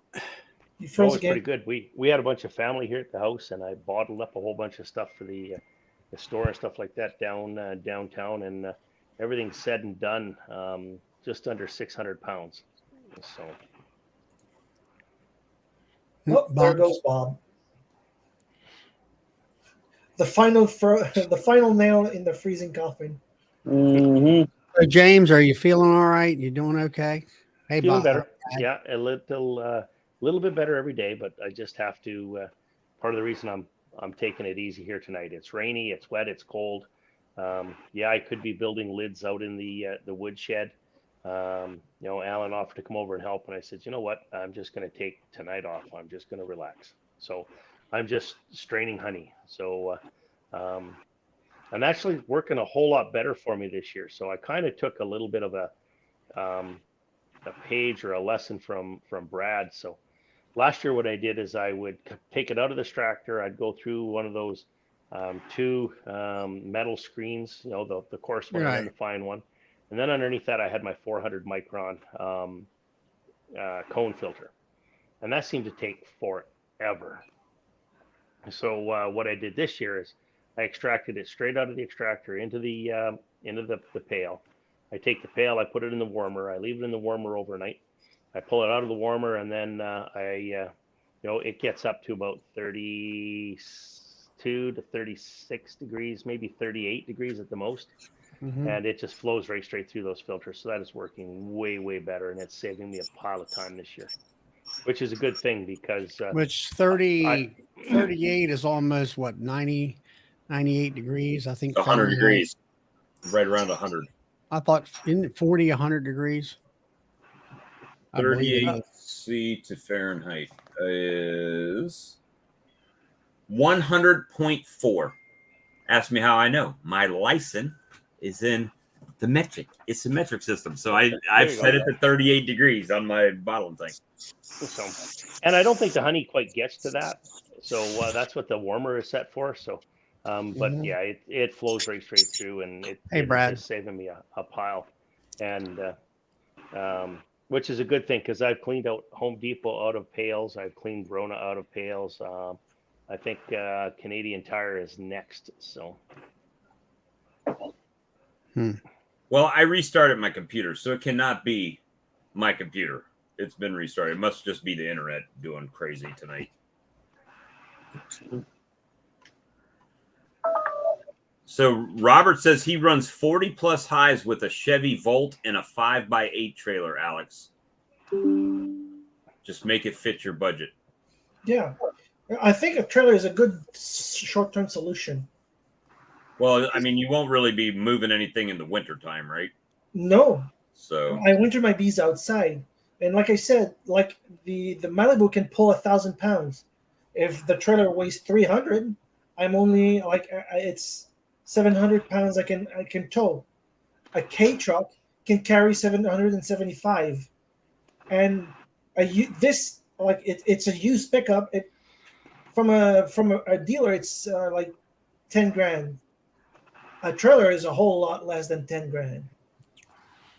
That's whatever you can afford. Yes, exactly. Yeah. And I have not factored in the money I'm gonna make from the honey this year. So yeah. Well, you guys don't buy stuff from individuals in Canada? I mean, Yeah. What do you mean? Don't buy stuff from individuals? well, I'm just saying that, like he says, from a dealer, right? But when I buy used, okay, I'm buying like a truck that I'm just going to use to work around. Well, I was talking about the K truck I linked on the other stream, like from the dealership. A 1993 Suzuki K truck is $9,900. Now I guess I could find a cheaper one from like an individual. I just haven't Yeah. checked it. Yeah. To answer your question, Bob, I'm a farmer and I'm Irish. Man, I will wheel and deal and you name it, whatever works, right? Well, yeah, I mean that's Oh, kind of. and I'm a beekeeper, so is that 3 strikes? Well, the thing is, I understand your sit. I think I understand your sit. Got 'em. God.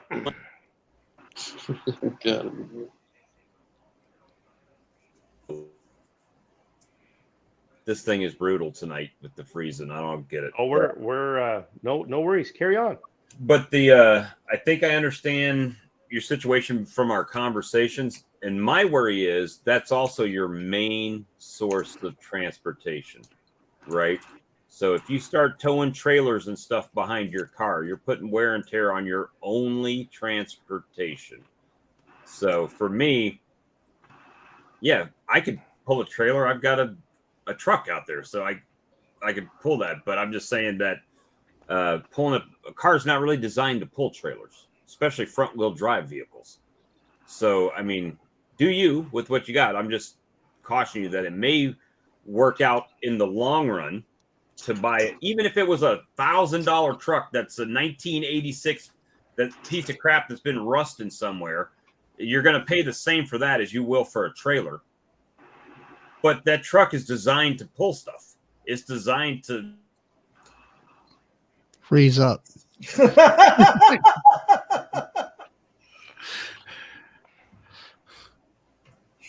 So, That puppy ain't got to be pretty. Yeah, No.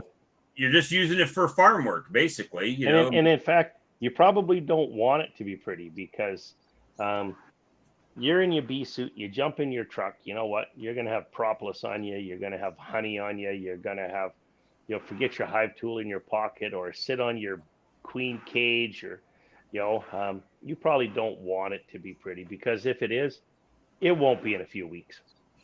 Right. Yeah, I mean, it's just my opinion, man. Obviously, you're going to do what you're going to do, and whatever it is, hey, we're with you because that's your decision. Yeah, And I like DCBs, like get a trailer first, then a truck next season. That could be like I said, it's a short term solution. Yeah, but you're getting the horse. You're getting the cart before the horse.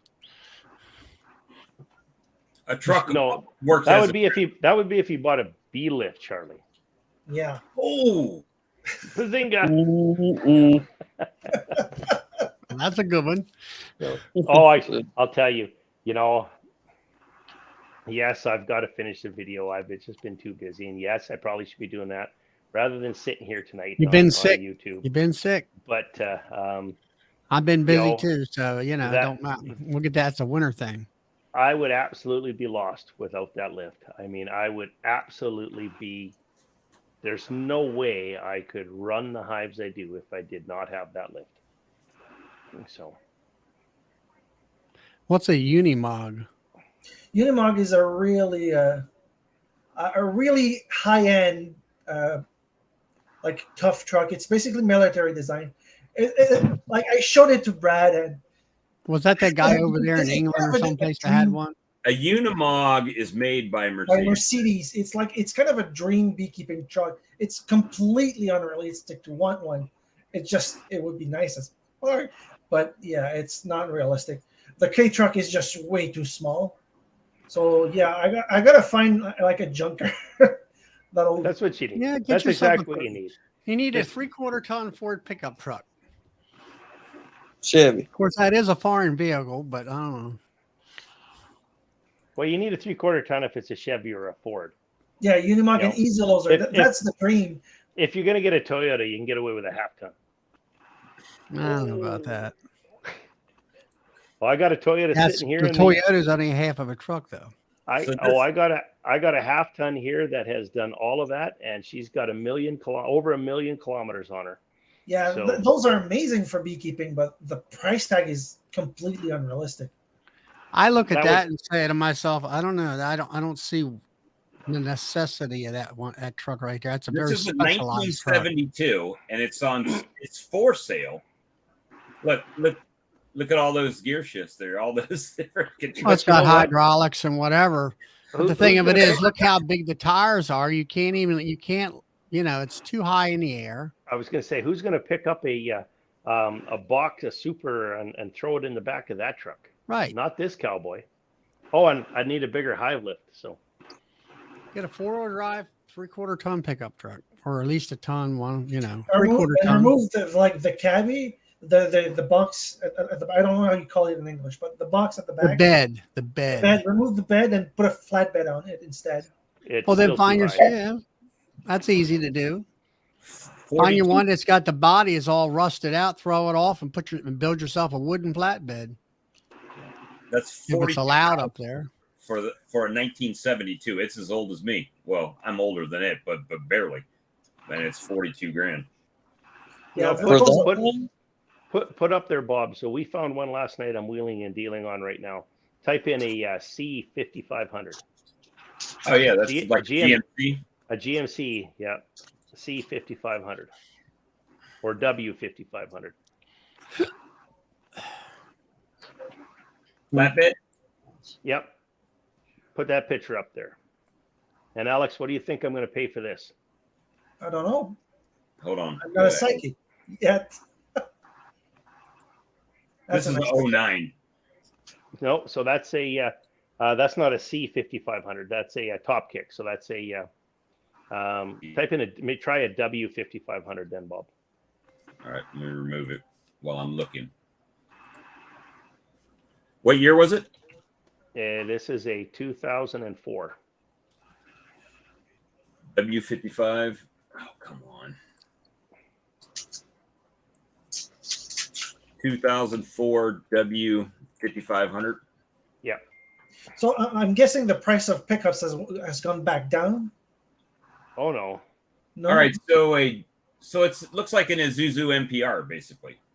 Throw that up there. All right, here's well, this one that they have here is probably more, but it's just a photo, right? So Yep.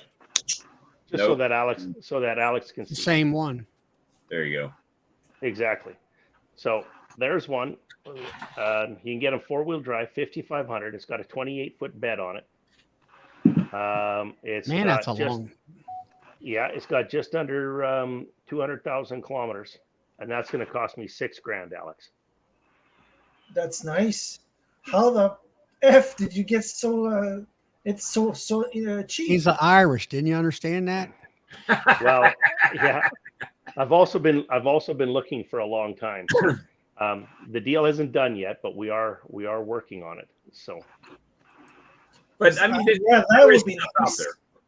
It's What's that? basically that's the same thing. If you've seen a Isuzu NPR, Yeah.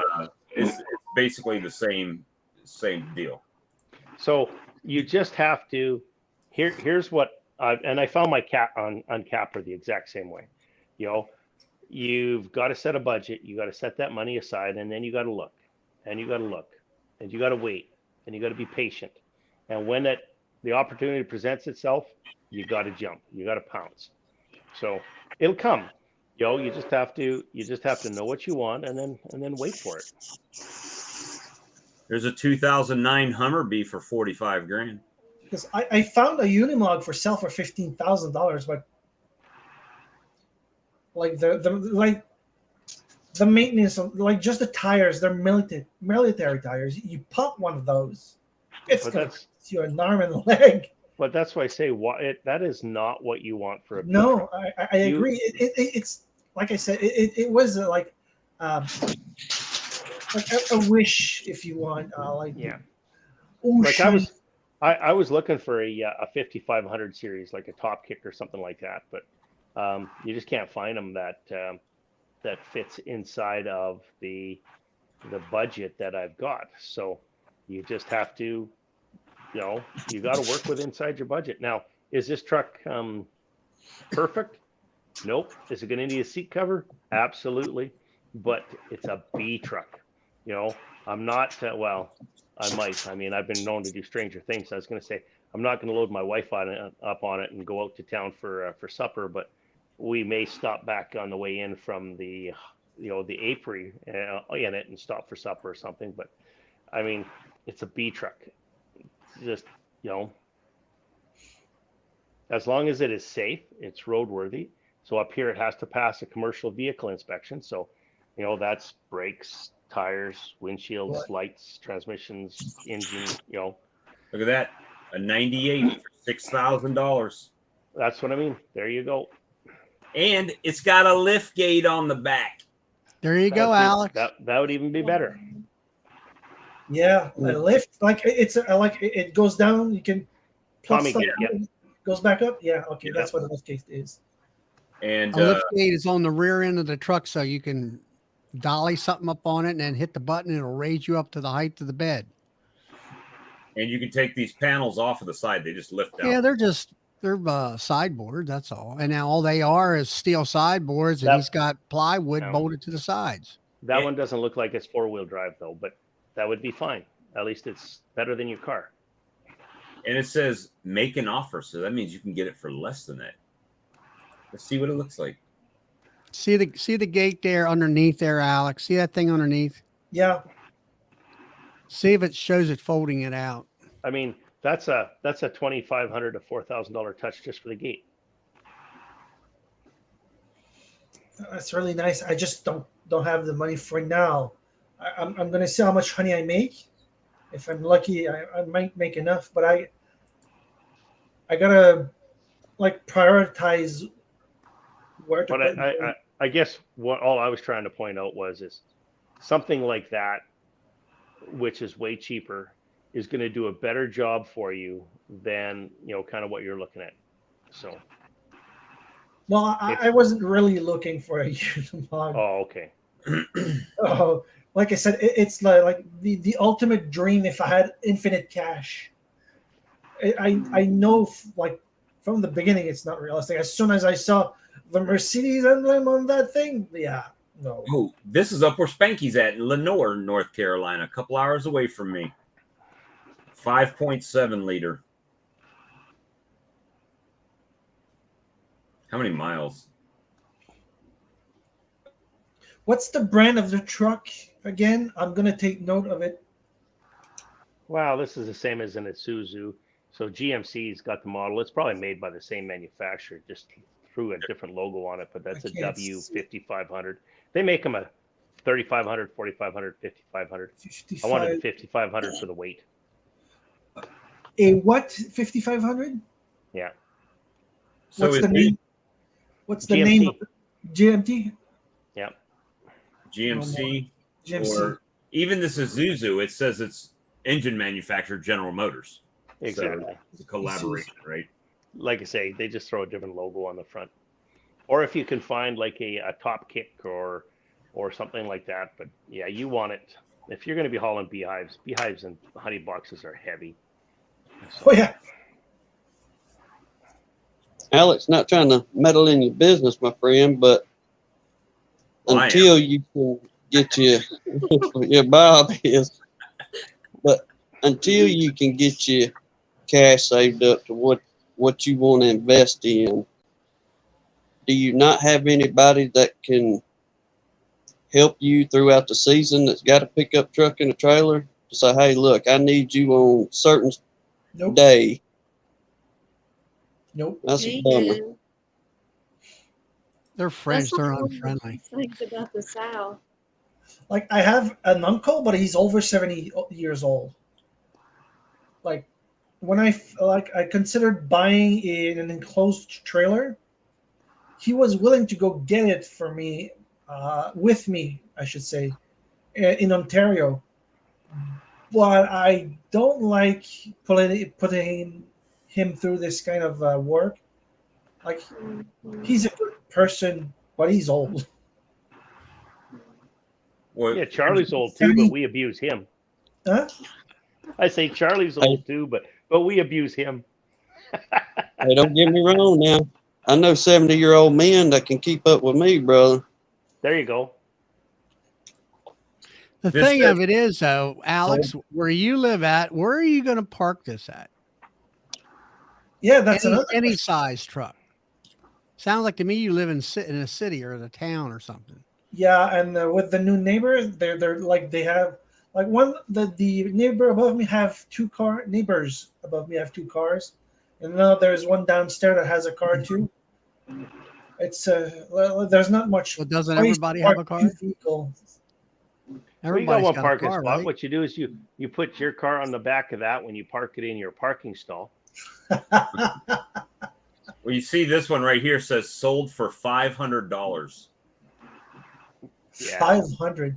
It looks like a gas guzzler. You're talking about Sure, you. it's a truck, Alex. Yeah. Yeah, Every but more than truck. most. I was gonna say every truck's gonna burn gas or diesel. Like it's gonna burn fuel. Yeah. You're moving that much more. You're moving the weight. You're gonna pay Yeah, for it. how many hives Yeah, you but- got, Alex? You got what, 10, 15? What? How many hives you have? 34. 34. All right, you're same as I got. You're not really moving the hives at all. No. You're moving boxes. Only the honey supers. Only right? the honey supers. So a good 8-foot bed pickup truck, you could haul, Everything you at need. your level. That will work fine for you, or a flatbed. Either way. Like get Well, like a look- pickup. That's sorry. I was gonna say, look at it this way. I've got a whole lot more than 35 hives, and I'm running it with a Toyota, Tundra, and a trailer, Right. and making it work. See, like this, a trailer could be a good temporary solution since I have a whole lot less. But you don't time. have anything to pull it with. That's the problem. Oh, how You to got, pull down it's like moisture Bob in says, you got a 5-gallon car. buckets of honey. And then you got to figure out, okay, I'm going to the apron. A Do you car have can enough pull 1,000 room to turn it pounds. around? If I can get if I can get a trailer that weighs 300, it means I can do up to 700. Let's say 600 to be safe. It's still a decent amount. Right. But it can pull that much. However, you also have tongue weight where it's on extra weight on the frame of your vehicle that it was not designed to do. That's where it comes into. Another thing about them trailers, you watch yourself on this. If you got a little wheel about, I don't know what I guess they're 12 inches or so, and it'll say it'll pull 300 pounds. Don't believe it, because it's going to blow the tires out of that damn thing. You need a trailer that's got a tire the same size. I'm going to say like an 18-inch wheel, like my pickup, 3/4 ton pickup trucks. Something that's going to hold the weight. You want more capacity than you want to. Need a year or two of use maximum. I You don't want know. to use about half the weight of that trailer, because I see them coming here all the time. Oh, the trailer says this. I said, your trailer's not going to hold a bucket of sawdust or mulch or whatever. It just, it'll be on the damn fender wheels. I've seen it every day here. So to answer Robert's question you got up there, Bob, what percentage is his honey in that 5-gallon pail? So it's tough. By the time you have it extracted and into a 5-gallon pail, it is tough. The easiest way to reduce the moisture would be to blend it with some drier honey, but it is tough. I mean,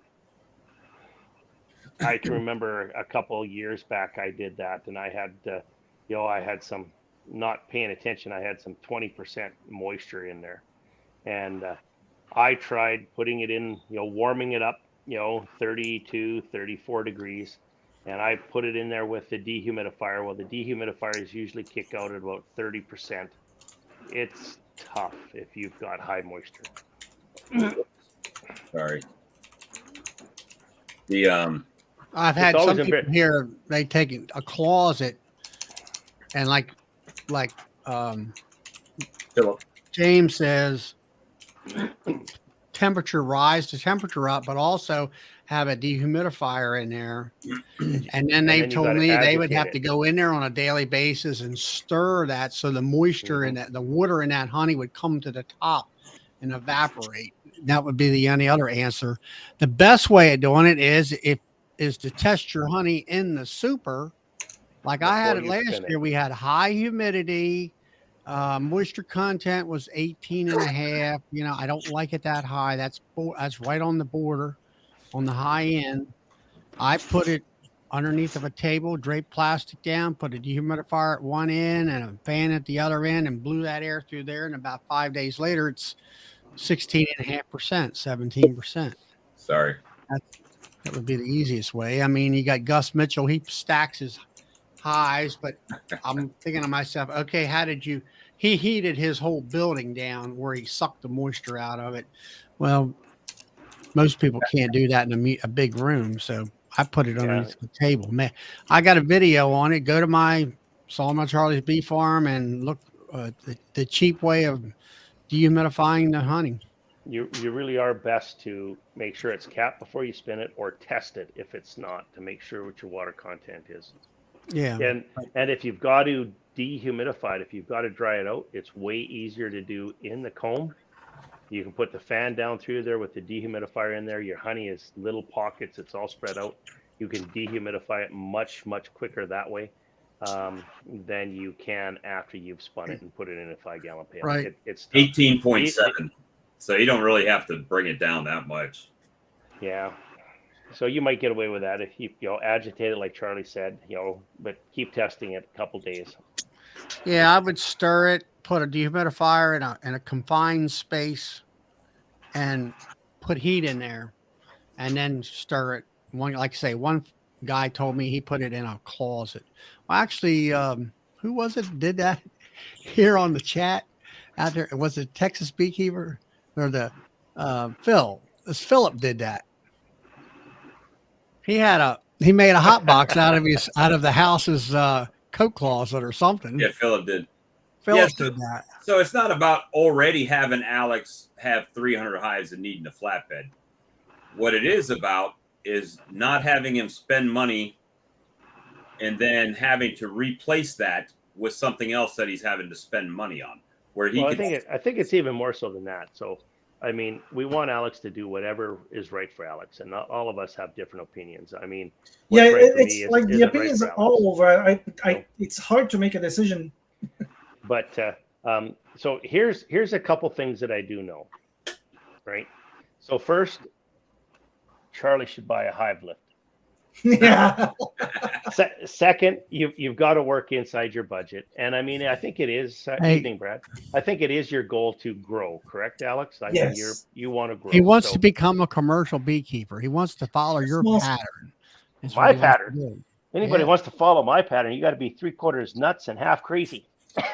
Who says I wasn't? Yo, and how do I know that? Is because I'm following Brad's, and I know he's the same way. Well, now, Alex, how much honey you figure you're going to take in this year? Not sure, but it's looking a lot more promising than last year. Now, the rain affected the flow from the basswood tree, that's for sure. But like I said, my strongest hive drew and filled 2 mediums in 1 week. Now, I don't like, not all hives perform that well, but I'm guessing just from the basswood tree, I got maybe 12 supers, and 5 of those are deeps. Like I might be. Yeah, but are you estimating 500 pounds of honey? At least. Okay, Maybe well more. that's good. I mean, and if you can get it out, if you can retail it, then you'll make some money that way. Yes. The goal is like to go in like as few like get as few upgrade as possible, like I did for my extractor. I went from a 2-framer to a 30-framer. Now, like I said, like the K truck is way too small. A Unimog is completely stupidly overkill. Like Brad said several times, a 3/4 ton is probably more than like just what I need. The model, the 5500 James showed us, is a really, really nice one too. Well, But- it's like you and your extractor. You went from 2 frames to 30 frames. You can Yes. grow into that extractor. That's a smart purchase. The big truck that we've seen tonight is too big for you at this time. Yes. The middle truck is like, yeah, it's okay, but you don't have a place to put it. I don't believe. I don't know where. If Are I you get in the an truck, I gotta apartment get rid of the complex? car. I got 1 parking space. Yeah, you got an apartment complex, right? No, a triplex. Three apartments on top, one on top of the other. Yeah, okay. But like Bob was saying earlier, though, Alex, I wouldn't get rid of that car. For example, I have a 1/2 ton and I have a 1 ton, Okay. and there's different reasons for that. But one of them is I drive the 1/2 ton when I can, partly because every mile in the 1 ton costs me more money than it does in the 1/2 ton, even though they burn the same amount of fuel. Maintenance costs. Your Malibu costs you X number of cents per mile in maintenance and upkeep, and a 3/4 ton or 1 ton is going to cost you a heck of a lot more. And not only just that, and I realize, well, yeah, but I could sell the Malibu and I could just drive the 3/4 ton, and it's going to still save you, and it will still save you money. But what Bob was saying, that's an old truck, because you're going to be buying an old truck so you can afford it. And now you got an old truck. And if you want to ask somebody about old trucks, ask me about old trucks. There's going They to be break down. maintenance involved. And- there'll be maintenance involved. Sometimes it's not just anybody is going to be able to fix it for you. Or even, maybe you can't fix it yourself. Because one thing I learned going from cars to trucks, and specifically going from 1/2 ton trucks to 3/4 ton trucks, man, that is a totally different deal.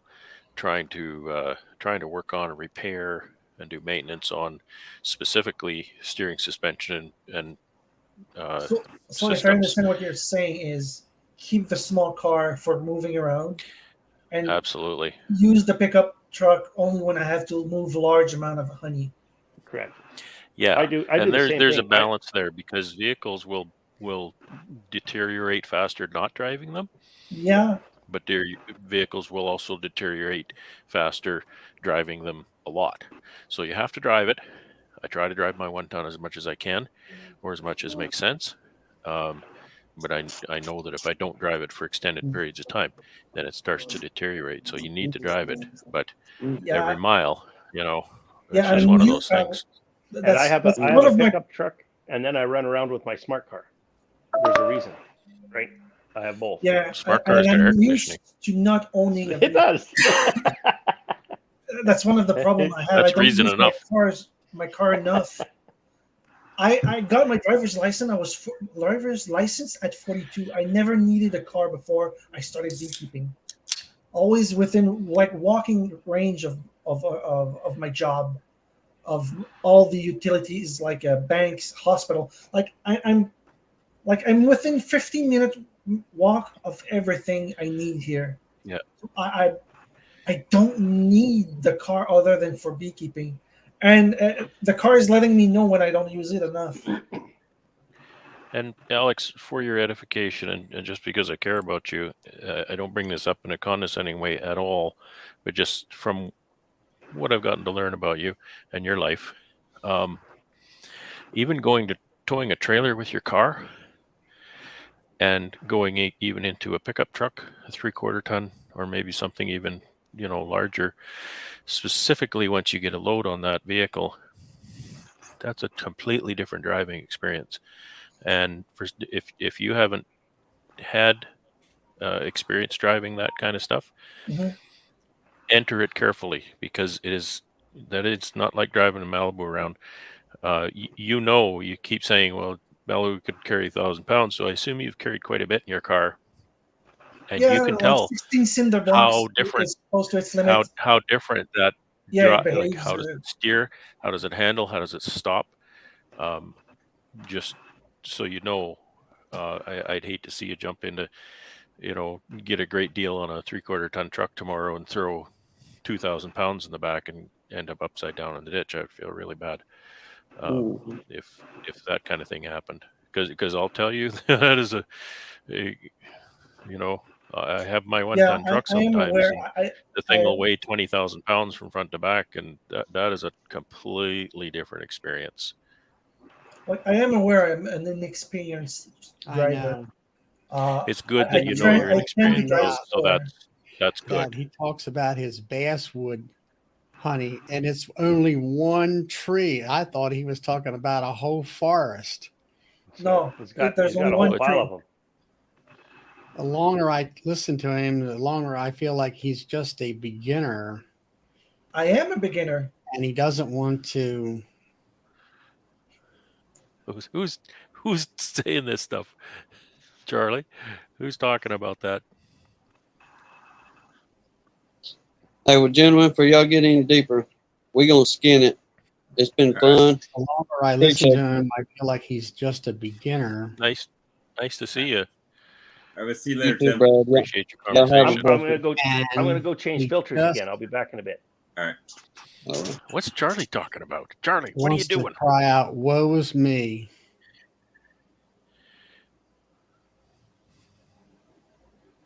He's reading something. Yeah, I don't know. He doesn't seem to be able to hear us.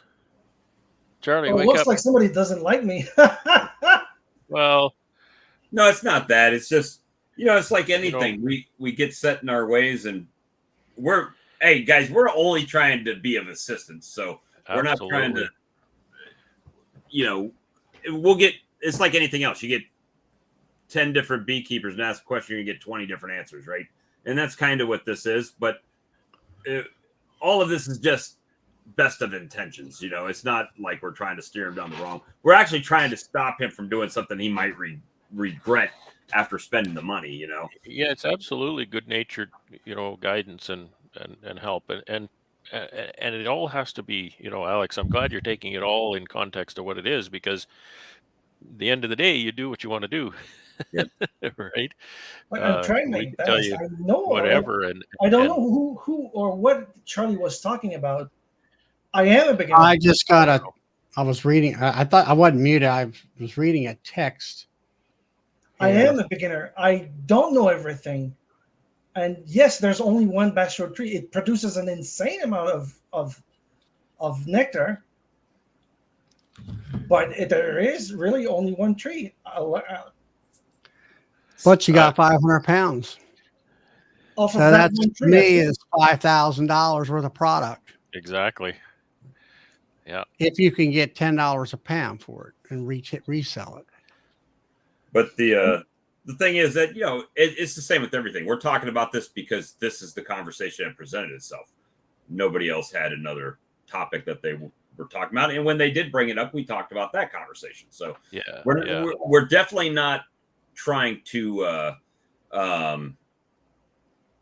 shame anybody or point anything out like that. That's not the goal at all. That's not the vibe from the channel. That's not what we're trying to do. We're just trying to be of assistance. And, you know, some other people, we're not trying to get them to spend his money, you know. We're trying to point you in the right direction. That's the main thing. At least, what would you call it? Don't spend the money if you don't need it, or, you know, Right. don't overspend for something that you don't need, or underspend for something that's not going to work for you. And it's all opinions too. It's Yeah, all that's it. opinions. Well, I mean, you know, it's an opinion, but you got certain, like the vehicle thing, you got certain size vehicles that kind of fit your needs. Yeah.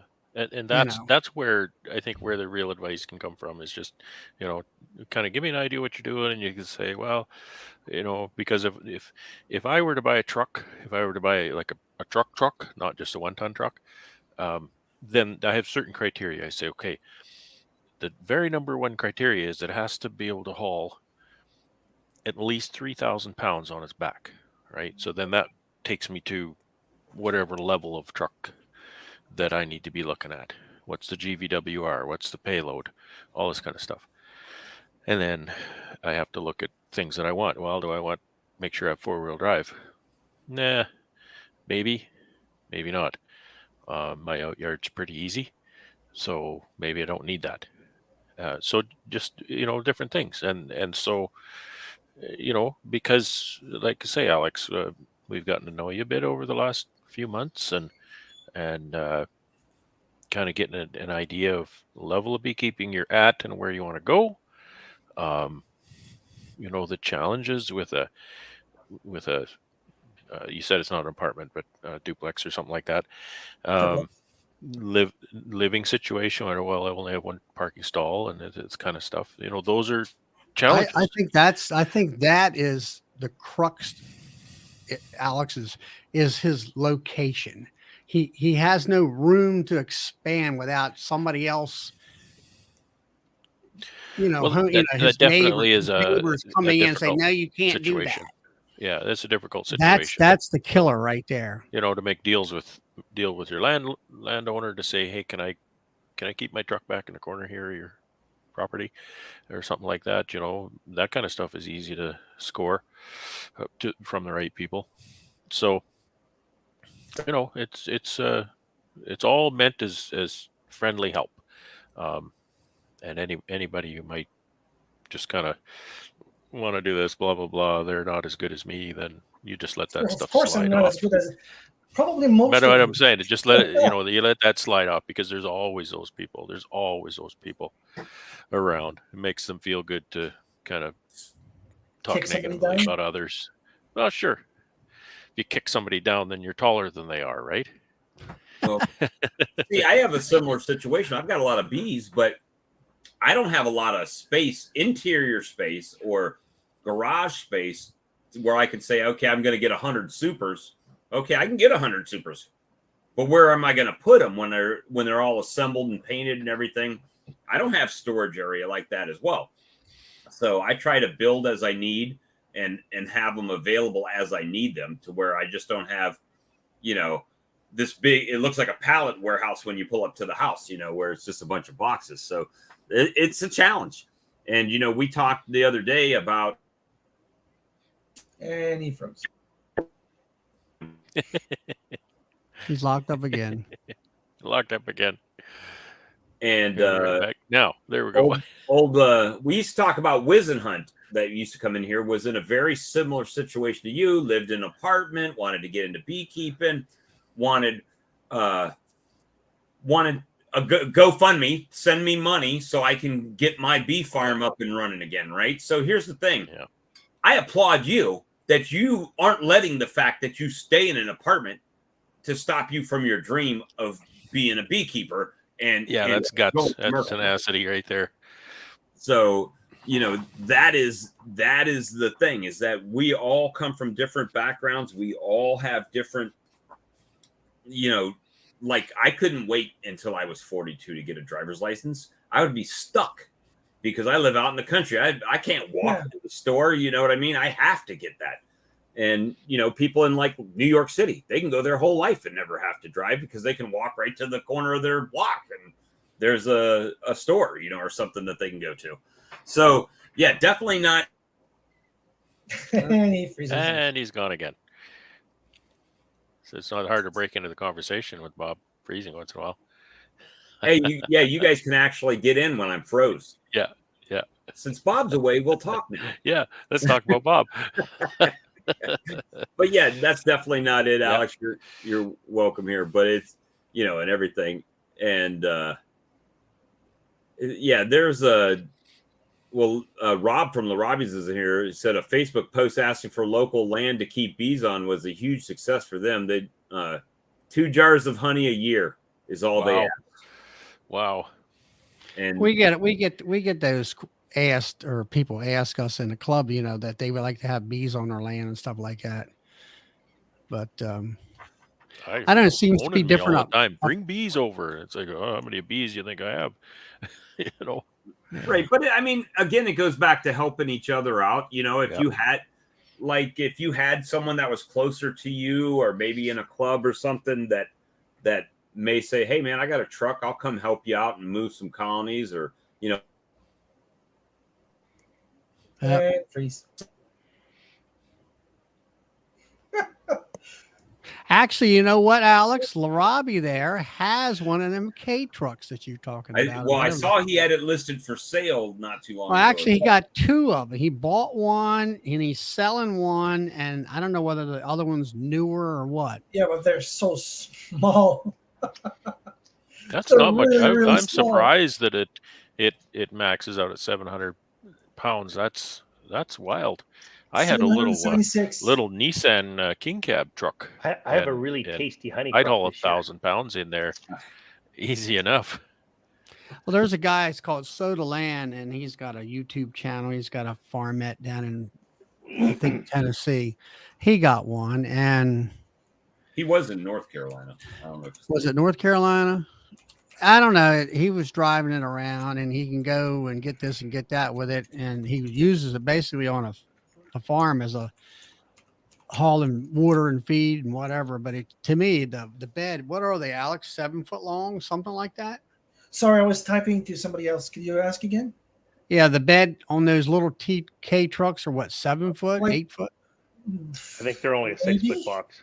I think they're 6 foot box. Yeah, you can't really that's another problem with you can't even do much with it. You can't haul plywood. Yeah. That'd be a fun little acreage truck, I think. Like a little these little side by side Ranger things. Get one. Yeah, well, that's what this guy was talking about. Around the yard. He said I can take it through the woods trail. Like you say, like a side by side. Well, I'm like, okay, but you can't really do. And then he says it doesn't come with a hitch, or he kept it calling a bumper. And then he put this bumper thing on there that actually had a hitch in the middle of it, and a receiver, and I don't know, it just doesn't look, it looks something like off of a golf course. I was listening. Oh, look at you go, Bob. I was listening as I was changing filters out there, Alex. So I'm going to throw my 2 cents in there. Lots of people called me crazy. Lots of people called me nuts. A lot of people told me I couldn't do what I'm currently doing. I take that as I accept their challenge just to prove them wrong. If you want to force James to do something, just say, "No, you're not good enough. You can't do that." Yeah, and watch it happen. Now, Alex, you had nukes that you were successful here. Yeah, Like well, 20 some. 22 nukes out of 24 succeeded. So But came back do you have 30 some honey production hives now? No, 10 production hives, 34 hives total. All right. So now next year you'll have 34 production hives, right? If they all survive, yes. Okay. Well, that's good. I mean, I was watching a guy on another YouTube channel here, and he wants to get into selling bees and like that. And he went from, I think, Wait. Somebody else has a YouTube channel?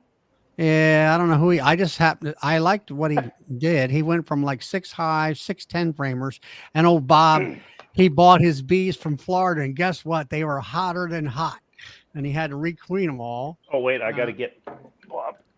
I have a I chip in just my had to face. take a screenshot again. You know, he got them from Florida where they had the Africanization thing, and so anyway, I think I warned him about that, just for the record. yeah.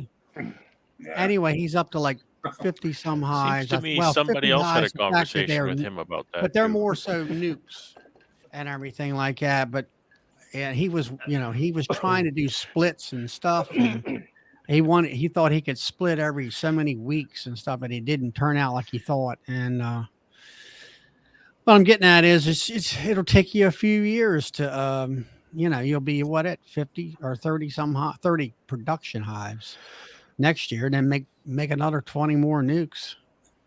Yeah. Alex, I forget how many years you've been doing this. 4. Remind me. 4. I mean, okay. my 4th year. Good. Like I said, I am a You're beginner. doing really good. You're Well, doing really not good. really. Man. You're not. Yeah, you're doing really good. I'm a beginner. What are you talking about? I mean, this is my 9th season, Alex, and You can be in it I for don't 10 know years anything. and you're still learning everything. I don't know what I'm doing most days. You'll never learn everything in beekeeping because they keep changing the rules. It's one of the all reasons the I time. like it. There's always to learn. One thing I know is every time I make a plan and I head out to the apiary, it's like, okay, this is what I'm doing today. You Make get a out new to plan. the apiary, it's like they have a completely different idea. So we're not doing that Yep. anymore. Now we Yep. got to go and do this. Exactly. The other day, I fully intended to go out to my original apiary just 12 minutes from my house, and went out there with Alan. It's like, okay, you know what? I'm just going to go out there, and I'm just, out of the hospital. I'm just going to go for a walk around. I'm just going to see, where things are at. And I got out there, and we ended up dropping we ended up dropping thirds on fourths on 60 some hives. So I was just going out for a look, and told my wife, yeah, I'll only be a little bit. I'll be right back. And I think I got back 6 hours later or something like that. So you make a plan, you go out there, they're going to change it on you. Right. Yeah. Like one of my hives, like one of my my brood factories lost its queen, so I had to make account for that. They had no eggs and blah blah blah. They didn't go drone layers because they're connected to the other hive that's queen right via a queen excluder, but they needed a queen, so frame of eggs. Right. It's like that little hive watch behind them me. because in my experience, they often won't even do that, Alex. So just watch them. Yeah, and they I have actually to. I'm make gonna a have to sell out of monitor that. them. Except If there's no queens, and that's why I dropped that. And when I was doing the 2 queen system where I'd put 2 deeps, I'd put 1 stack over 2 deeps. I dropped that because I'd have one go queenless, and then it just because in the honey flow I don't manage them, so I realized after the honey flow I've got all these queenless hives that didn't requeen. So I dropped that. yeah, it's So like, just monitor that in a few days and see that they're actually making cells for you. actually this week if there's no eggs, it's like there should have been eggs last week. I didn't have time because I was moving all the nukes and stuff. So, but if there's no eggs this week, I'm probably just gonna buy a queen. Cells, you mean? No, a Because queen. you put eggs in, right? I put eggs 3 weeks ago, I think. Yeah. oh shit. Okay. Yeah, I was gonna So say would have been then, hatched out and were gone. have you looked in there since? I looked last week. Yes, Mhm. I looked. I looked a week after there was a cell. Actually, there were Okay, good, 5 cells. So good, they made cells. good. Yeah, yeah. Just to watch that, because often there's enough pheromone that they won't bother to make cells. So that's good that they did. Yeah, they did. There were a few runty Um, ones and like a nice big fat cell. So James, I have a little news for you. To spoiler my video coming up this weekend, I was out supering this yard right here. Yep. So these are now in 3. So I just put the the second super on these. And that was yesterday. And I had remember that little pro nuke that we made? We found that Oh, super yes. seed cell. Yep. And we put that in pro nuke. Well, it's alive and well, and she's got a couple of slabs of brood in it now. Oh, excellent. And so it's plugged right out. But I brought that home yesterday and put it in a 6-framer today. So Excellent. they're doing really well. So there's an additional hive for you. So that's awesome. There's an additional hive. Yeah. So that's really nice. I thought you'd be interested to see how that worked out. You maybe Yes. didn't even remember we did, but Oh yeah, no, I was wondering what would happen or what happened there, and I thought, well, maybe he's just keeping it for one of the videos or something there. So no, that's great. sometimes, yeah, I just, I haven't been over there much, and I just never did check it. So yesterday, Well, it's you want to yesterday. How long leave has it it alone been there? after it hatches, right? So It's been there I've like been- 5-6 weeks now. Oh yeah. So it's been a long time. Yep. They're full, but they, it wasn't that bad. So Right on. there's a queen running around in there and laying Was like she crazy. Was she a carney or an Uh, Italian? I can't remember. I don't remember. So I don't think I actually saw her, but she's Okay. sure laying up a storm. So Todd's asking, did Carrie kick ass on her grafts? I actually just brought those cells into the incubator yesterday, and she did really well. She was not on home turf, so she missed 4 out of 30 on that one. Oh, Cells look really nice, Horrible. and terrible. She's well, fired. she's not on home turf, using somebody else's grafting Yeah. tool and somebody's goofy grafting easel in a truck that she's not familiar with. And anyway, Fired. We can't have so that. We can't they're have gonna start emerging. 8% success. I think Thursday is when they start emerging, and that's I got to get my act together because I got no nukes to put them in. Bring them down here. I got plenty of nukes we can make. Is that right? Well, I don't. I guess that's something I should be doing tomorrow. there you go. There you Well, go. I've got- Plan. And I didn't upload the video. I uploaded the 4-H'er video, but I made one of my last round of grafting and stuff there as well. So I grafted 30 cells, got 26 out of 30. And the reason I grafted 30 cells is I have 15 pallets that I got to fill. So those will be queens for them. Well, actually, what I'll probably do is I got a bunch of 6-framers that are packed right out. I'll move the 6-framers to the 10-frame equipment, and then I'll put these cells in the 6-framers. So I think I have enough time still yet this year to pack out those 6-framers, so that should work out rather well. But so I might start decommissioning some zombies to make room for these new cells. Using on. up some of those resources. I used the last round of cells that I that emerged on Sunday, and I reserved 3 of them in the builder for today. I went over to the builder and I moved, just like you were talking earlier, James. I moved the builder frames into 3 of my 6-frame boxes, and then just put a cell in each one of those boxes. right on. So put that up in the same place that the builder was, and the drift seems to be reasonable. Excellent. So I think they'll be okay. And see what happens. I've never done it that way before, so we'll see what happens. How's your honey crop looking? Oh, it's crazy. It's So just crazy. You'll be all right.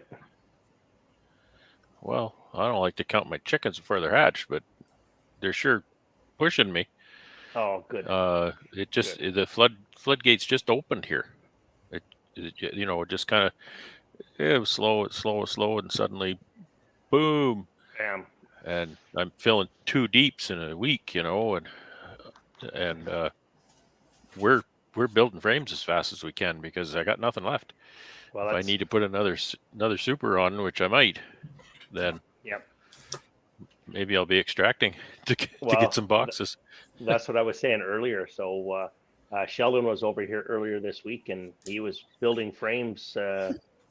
Because I'm at that same point. We've used everything up, and I'm spinning and throwing them back on. So, and the way I look at it up here, the way the season and stuff is going, I might have a week and a half, 2 weeks tops left, I think, of my flow, and I'll be done.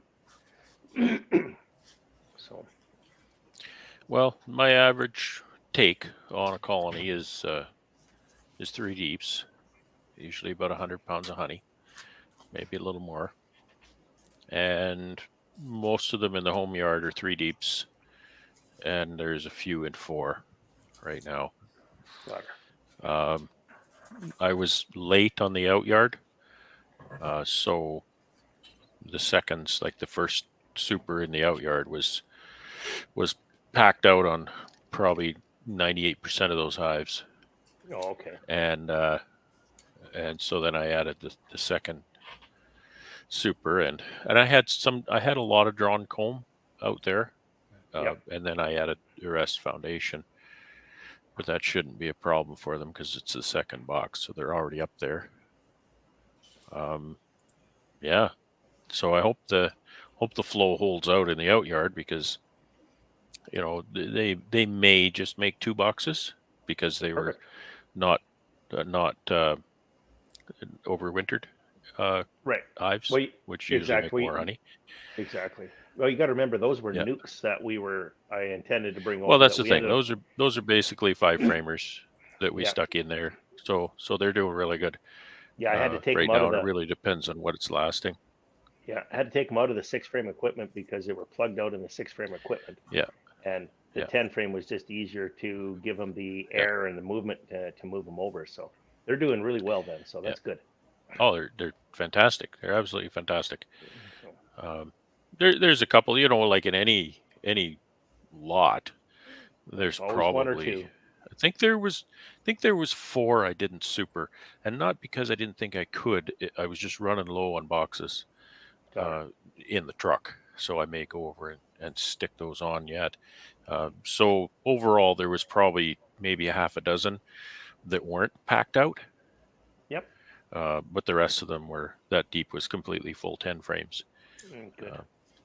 So that worked out all right. I can't believe how quickly the hives over here drew that comb. I mean, in a week, I dropped a box of foundation on them, and in a week they had it drawn out and filled, and they were starting to cap it. It was just amazing. Something I meant to build last winter, and I didn't even get my work done last winter, so I didn't get it built.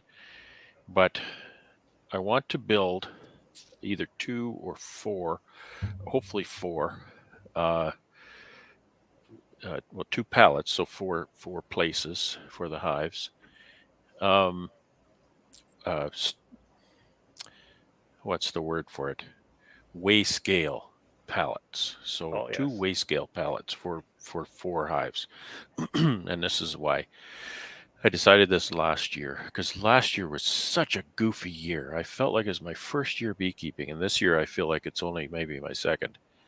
But what I wanted to know last year is I wanted to know practically what was going on in those hives as far as honey flow is concerned. Because, you look at the videos, you look at Ian's videos, for example, he'll go out there and he'll look at the canola, it bolts, and then they can, they could start the clock, and they can predict that, and they can look at that crop and they can predict their flow. Well, I can't even see my flow most of the time, right?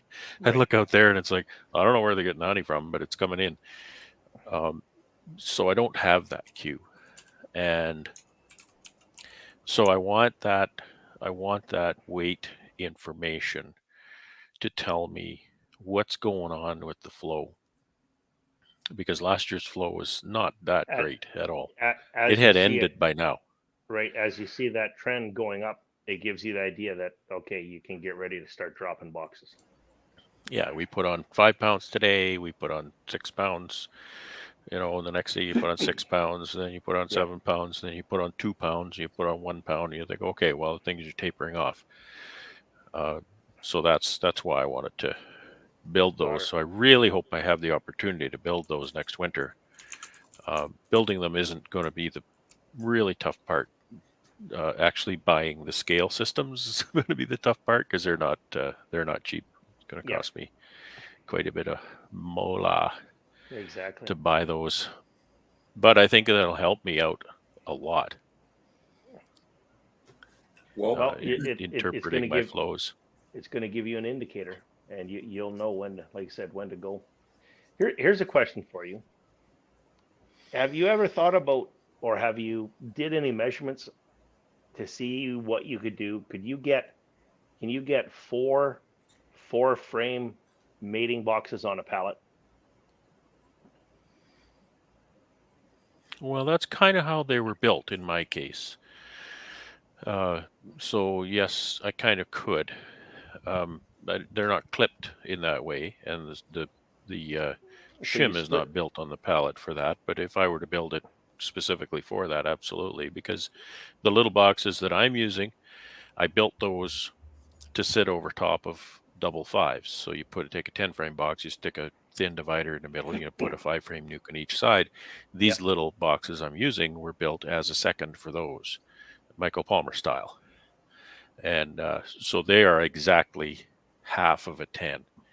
So they absolutely would fit on one pallet. Yeah. So what I'm looking at is, this year I used most of my 3-way 6-frame pallets as mating boxes, and I don't want to do Right. that. I'm tying up a lot of equipment inefficiently, but I want everything to interlock. I want everything to stack, and I want everything to be uniform. So I was thinking about that yesterday, trying to play out there a little bit to say, okay, can I get 4 mating nukes on a standard pallet? So, and then I'll just start making my mating nukes out of the pallets, and that it'll still interlock. I can put them on the trailer. They can go in the shed. They all, you know what I mean? It's all just uniform. So you would winter those I wasn't as really, fours.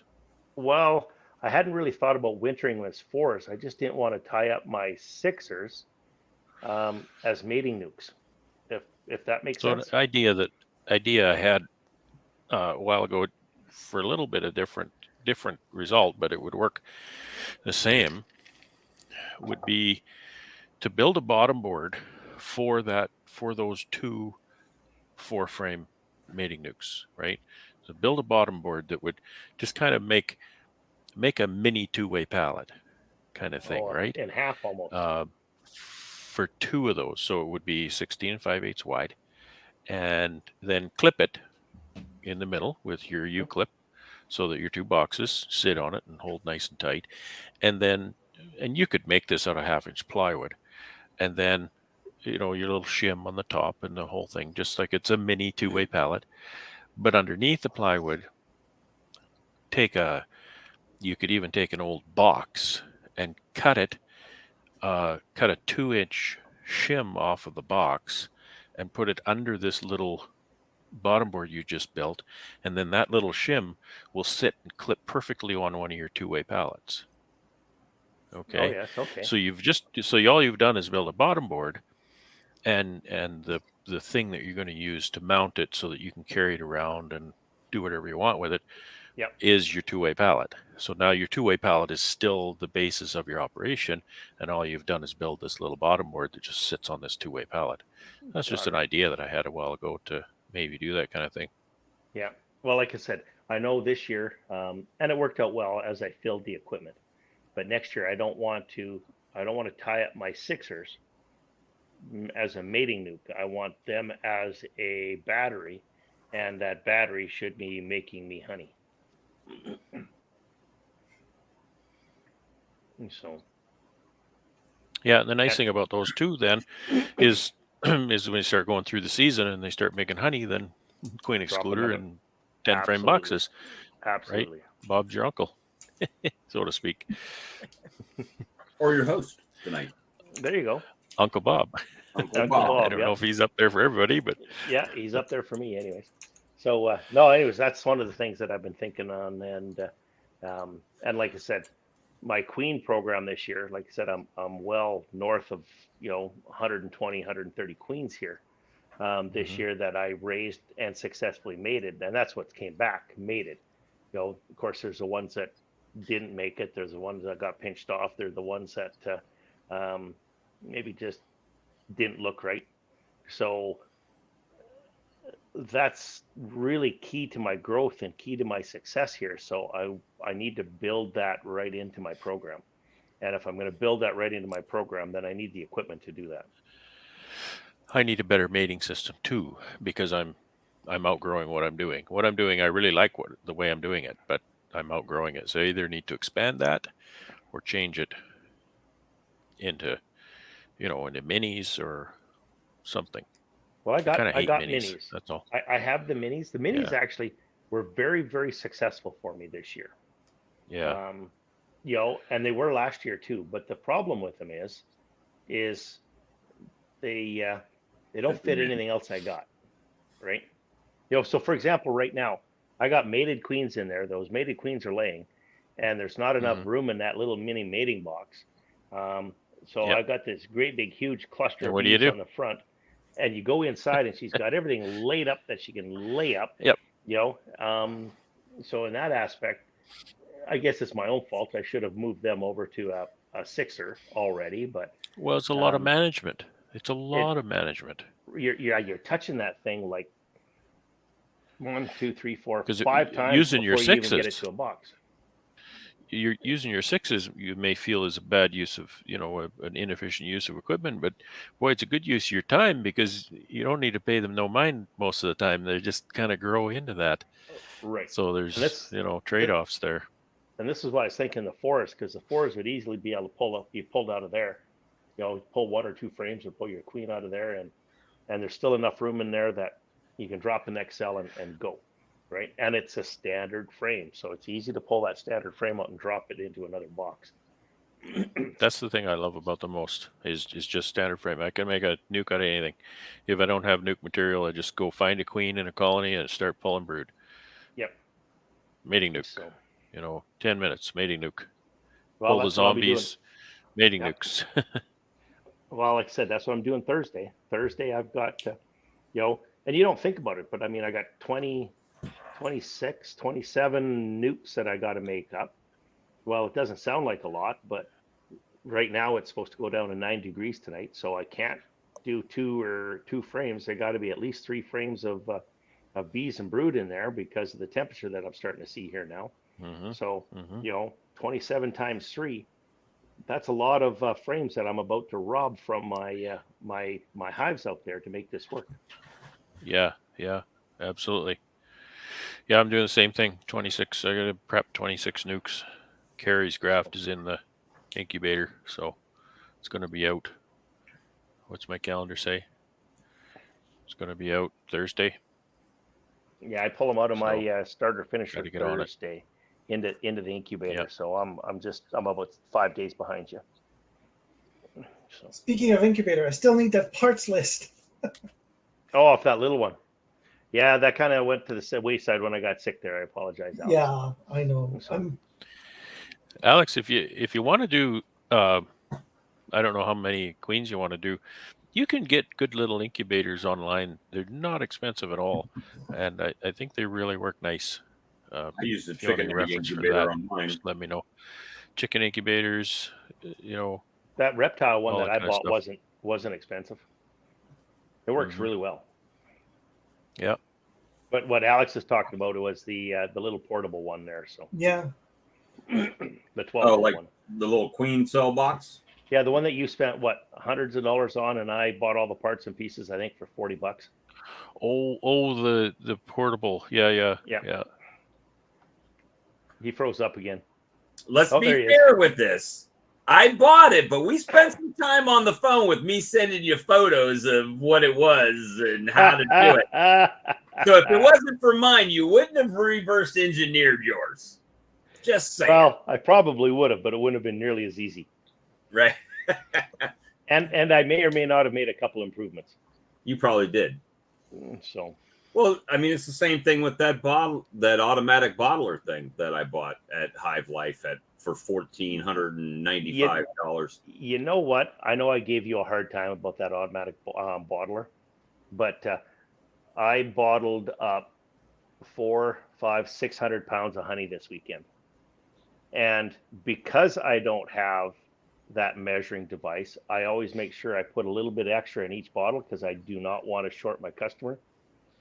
So that's costing me money.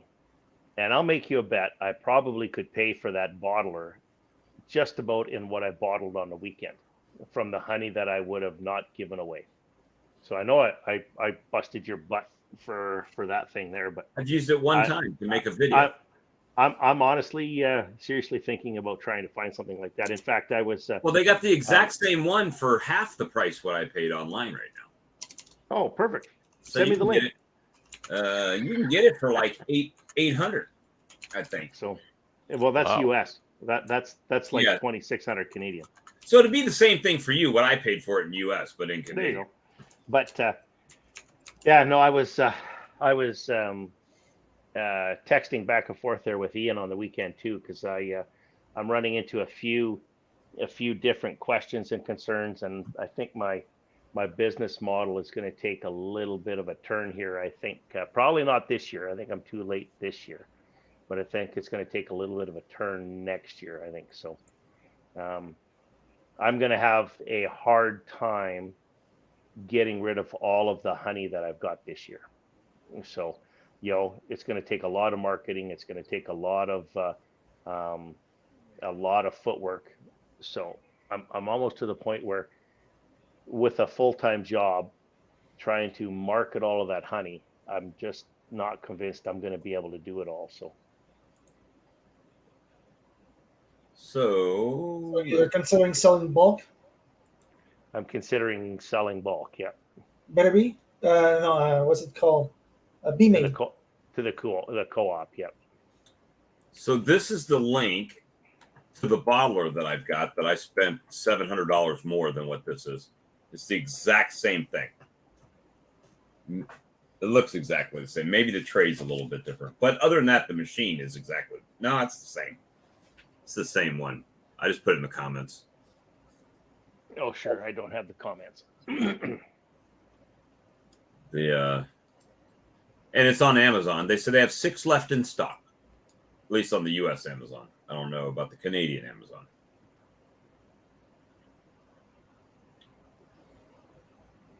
And I could actually use that thing as a transfer pump.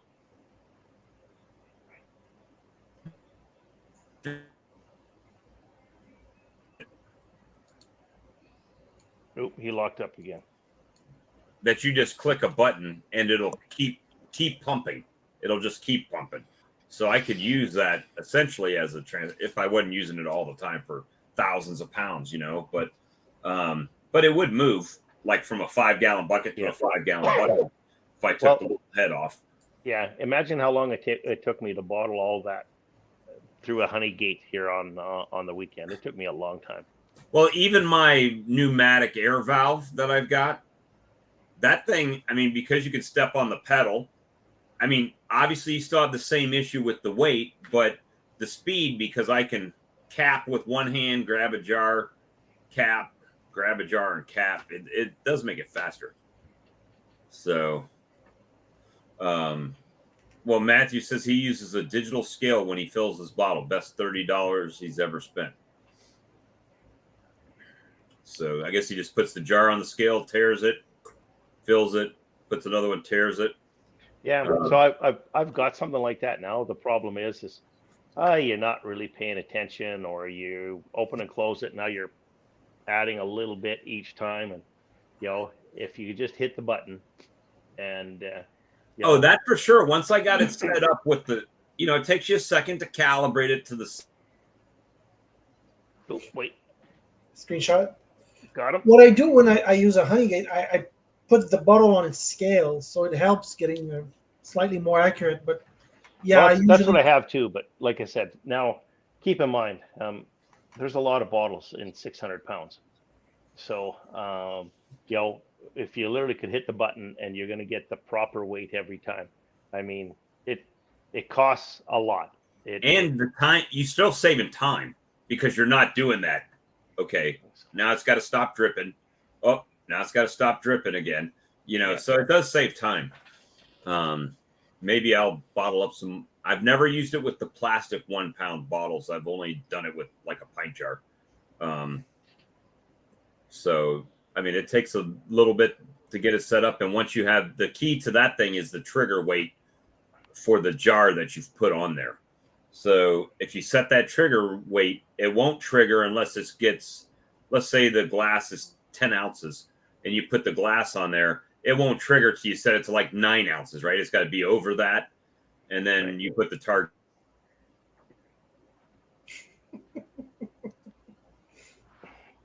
You were saying? I'm going to have this whole collage there. So Robert says he bought an automatic honey bottler from Vivor for $525. So I don't know. And this one's Chinese as well. It's only thing that makes me mad is I didn't think about buying those and reselling them at Hive Life Conference and getting somebody else to buy. I wouldn't have charged, even if I would have taken the same unit, it wouldn't have been $1,500. Yeah, that was an impulse buy, and I bought three things at Hive Life. I bought that. I appreciate that impulse buy because see, now you could try it out. So now it works. So now I can, I can decide whether I want to buy it or not. Right. It's kind of like that hive lifter. I bought it, tried it out. Brad's got one, tried it out. Now Charlie can buy one. Bob's your uncle. I did find an issue with my hive lifter today, though, Charlie. So, and my own fault. So nothing against the lifter. This is my own Irish, stubborn, pig-headed James issue. So, see, that's what you're saying right there, Shane, is exactly why you need that. Exactly. Yep. So maybe every 10 bottles, a little bit extra each time. Every 10 bottles, you might be giving away an extra bottle out of your honey. Well, and if you stop, I'm like Alex, Sarah. I have the bottling tank, and I after a while, where to stop. And I weigh my every bottle, and I can get within, I guess you call it 1/10 of an ounce. I mean, I might be 1/10 over. So if you're 1/10 over every time, that adds up. Yeah. Now I'm filling 3 kg buckets up here, and you go from 3 kg to, 3.1, 3.2. That adds up in a big hurry, But anyways. So what I did today, the hive lifter, is I tried to lift a pallet with 2 brood boxes and 4 honey supers on. And on each? Two. So 2 honey supers on each pallet. Okay. So 6 boxes. And it lifts it. But I bent my forks forward. So now I got to get the welding shop to make me a new set of forks. So my own, and it was never designed for that.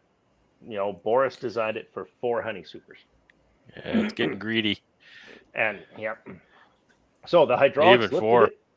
The hydraulics lifted it. No That's problem. the problem with Boris's lifters. They will lift way more than they have any business lifting. Yeah. So, but you're saying on a 2-way pallet, you had 2 brood boxes and 6 deep honey supers on, or 3 deep. Four on so each one of them. So two. That's 10 boxes total. 6. No. So one brood box on each one. So 2 brood boxes Yeah. and 4 honey supers. So a total of 6 boxes on And that. a pallet. And the pallet. But I was only moving at 5 feet. Yeah. The forks disagree with you. So it did. It picked it all up and it moved it, and I set it back down. And when I set it back down, I thought, well, this is weird. And then when I pulled it out, it was my own, my own. So your hive lifter oops. felt just like I did last fall when I lifted that double deep that was fed up for winter, and it was well over 200 pounds. Yeah. And I felt about bent and broken as your lifter when I was on that. So same deal. You know what? Let's do some math. Let's math for a second. Back to the scale, because I see comments in here that people are good with it, and it's fine if you're good with it. Hey, nobody's telling you what to do, but if you're doing 2,000 bottles, 2,000 pounds, 2,001 pounds. And Oh, there I you got to go. get that. It looks like his fingers up his nose. You were saying? Doing 2,000 pounds and you're 0.1 over. By the time you've done 2,000, you could have had an extra 200 bottles Correct. of honey. So that's $2,000 worth of honey here where I'm at. Whoa. I'm going to stop you there. There's no reason you should be 0.1 over. That's 10%. There's no reason you should, and it shouldn't be a percentage either. It doesn't matter if I'm filling a 500-gram jar or a 5-kilogram pail. There's no reason that I should have to end up filling that more than a couple of grams over as a safety measure. No, So, I'm just saying with errors. 0.1. Well, 0.1 you're talking, that's 10%. Right. That's 50 grams. That's a lot. So, okay. 0.01 perhaps. Right. So it's 100 bottles extra. We'll split it in half. It's 100 bottles. No, I'm just pointing out, if we're gonna math, let's math accurate. Well, that's what I'm talking, Brad. Real. Is mine will be, and it shouldn't be percentages. You shouldn't be filling 1% over it, because it doesn't matter the size of your container. You should be able to fill it a few grams over, regardless of the size of the container. Yeah, because right? mine will read out, let's say 2 pounds 0.01 or something like that, or 2. I guess that's a tenth in it. I can tell you. So I'm pretty diligent, and I have my scale, and I have the containers, and by the time you close that honey gate, and I try, you try to do a little bit earlier, and some of them I get fairly darn close, but some of I don't. So now, are you going to scoop that honey back out into the pail, or are you going to throw the lid on it? Away you go, right? So no. You could try that, but you'd only try it once. It doesn't exactly. work. It doesn't work. So this is why I'm saying. I call those value jars. Value jars. Now, if you're really filling a lot, James. Well, I'm going to put this in perspective. I'll put this in perspective for you. I bottled everything that I had last year, 3,800 pounds. I'm looking at about between 14 and 16,000 pounds this year. Well, then you don't want what Bob's looking for, an $800 piece of machinery like that. You're looking for what my friend who's a packer, he got his unit out of Philadelphia, Pennsylvania. It's a piston filler. Right. For 1 year.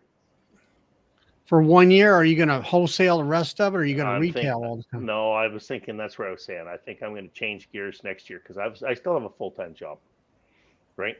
So if I can spin it, drop it in barrels, and drop it off, I'm taking a hit. I'm taking a big hit. Yeah. But you know what? That just might fit where I'm at for now. So I don't want to spend, yes, if I was going to bottle it and go forward the way I went, no problem. Right.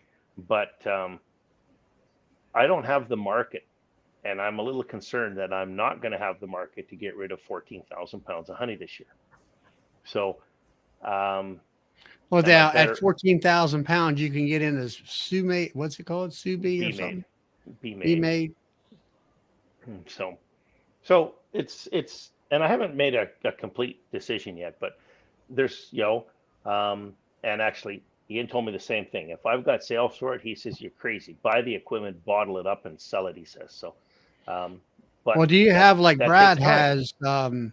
He has don't out, have- outlets. I have- mean, I know that you have some. but I don't have a packer around here or stuff like that either. So you got to remember, I'm weighing my full-time job versus, this sideline. And right now, I make more money at my full-time job than I do the sideline. Now that could change next year. Very likely will change next year. Yeah, you'd be But- making more money at your new old job. But so these are the things that I'm sitting weighing back and considering. So I don't want to spend thousands of dollars in big commercial equipment right now because I don't think that's going to fit my business model going forward. And the reason I say that is some of the markets and stuff up here, I can't get in. The other beekeepers have already got it sewed right up. They don't want another honey supplier there. So, and If you're sitting on good canola stands, put it in a barrel. Because you're pulling off way more volume than I'm pulling off. right. I can't put it in a barrel. I can't afford to. I have to sell it direct in retail Right. because I need that premium price for it because my yield is so low.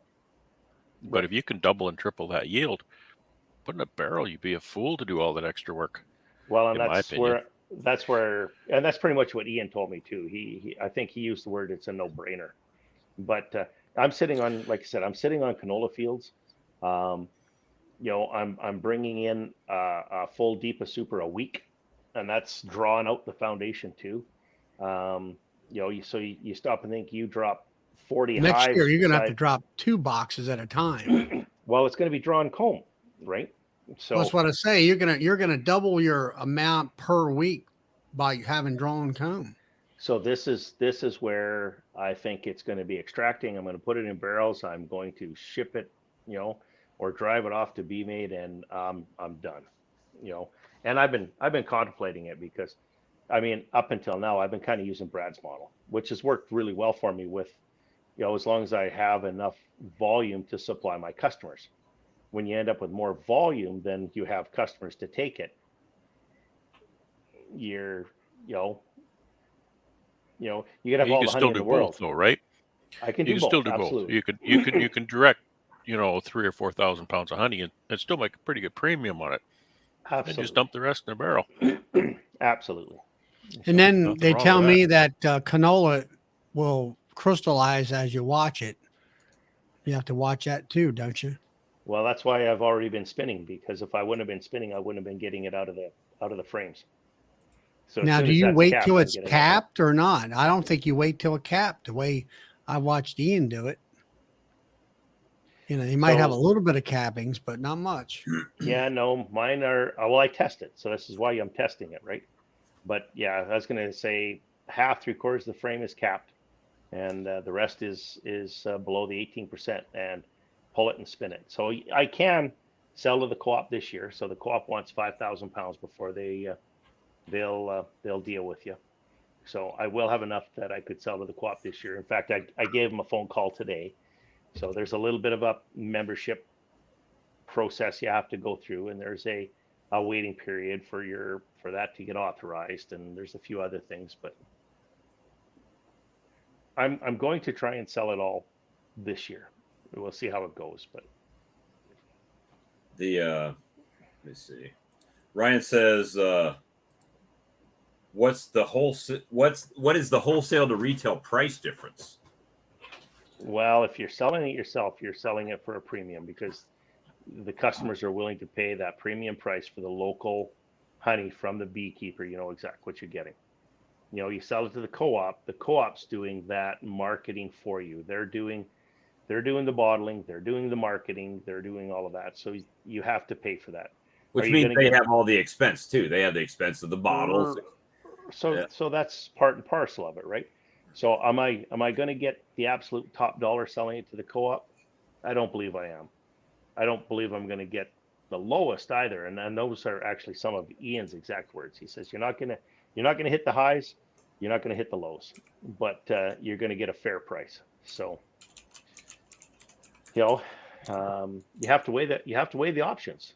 But again, we're talking thousands of pounds, not right. So, like for me, we have a co-op in the States, right? Subi, but I don't know. I've never looked into them. I don't produce enough honey to even consider that at this point. So what we're talking about right now is I know what my customer base is, and I know that if I like 500, 550 pounds, I've been able to sell that every year that I've been a beekeeper and not have any excess. But now you're talking about last year you had 3,800 pounds, which you sold all the way out. Correct. But this year we're talking 14,000 pounds. Correct. So, I mean, you quadrupled your honey production this year. So now it is, well, I know I can sell 3,800 and run out just before the next year in your area. So now what am I going to do with this other 10,000 pounds of honey that I have? So then it's like, well, I could sit here and let it wait for years and years to sell and have to keep it warm and decrystallize it and all of that stuff to bottle it. Or I could say, you know what, I'll keep my 4,000 that I know that I'm going to sell through my stores and then sell and maybe a little bit extra for growth. And the other 10,000 pounds sell to the co-op and get paid. Well, not immediately. We know it's a payment system where they pay you over time or something like that. But correct. But then you're done with it. You're only dealing with what you needed for your customers in your own little stores. Now I can get on to building boxes, building frames, right? Building a bee house or a honey house, building, so exactly. Whatever happened to that honey house? It was a barn or something that had a machine in it and everything ready to go. Yeah, it's still sitting there. They're still not using it. The problem is the individual that owns it is not a poor man. He bought it for the land. There's farmland in behind it. And he basically wants to get out of that building and the few acres that it's sitting on up front. He wants to get as much as what he paid for the whole section of land. So that it's going to sit there. Not doable. Well, anyway, guys, it's 11:23 at night. I have to work tomorrow. Charlie's got to work tomorrow. James has to work tomorrow. Alex semi-works tomorrow. Well, working from home is fun. It's more challenging to me. I have to work tomorrow too. In the I was BR. just going to say, and Brad's got no shortage of things. 26 nukes, 27 nukes to make up. That's a lot of work. Oh yeah, for sure. And a bunch of other crap. And build a bunch of frames. Boy, So what I'm going to do is I'm going to go ahead and end the live broadcast. We appreciate all you guys. Thanks for all the comments and especially the thumbs up. And if you're not subscribed to all these guys' channels, please do. Go over there, give them a sub, ring the bell. And I'm not far away from. I think I'm within 50 subscribers of getting monetized. So not that that's going to make me any money, but it's another. It's a milestone. It's a milestone. That's exactly it. That's it. So on your way to only having to wait 4 months to get paid instead of never. Yeah. There you go. Yeah, I'm at 945, so I need 55 subs. 55. There you go. Oh, we can do that. Come on, guys. We can do that in one day. I might even subscribe to his channel.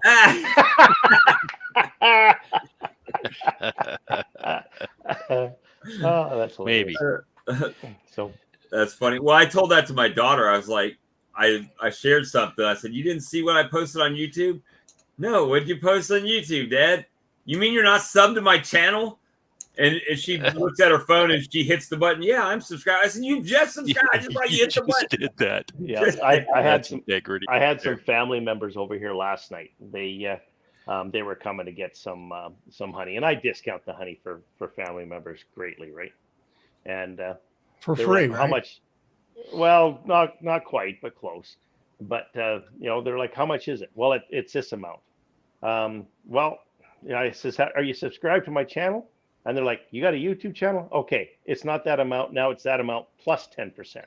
So they're digging their phones out. They're subscribing. Members only. Yeah. So I says, member discount, right? But when they see how much work it is, then they feel bad about even asking. Hey, well, What is here? It is. I had a lady, a girl I went to school with. Her sister comes into town. Thank you, Steve. Her sister comes into town, and from out of state, and she always says, "Hey, my sister's in town. Can you? I'm going to cash app you some money for a pint of honey. How much is it? $15. Great." She says, "Just leave it in your mailbox. My sister will come by and pick it up."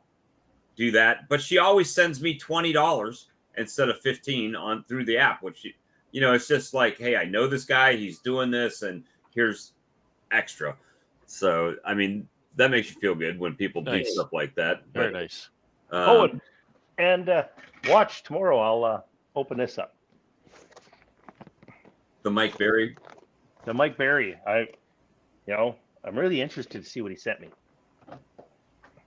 So, well, he probably sent you some Swarm Rustler. I used it today. It worked. So, well, it's good. I mean, a lot of people, even the Jason from Bohemia Bees used the Honey Rustler that I made. He says, yeah, it works.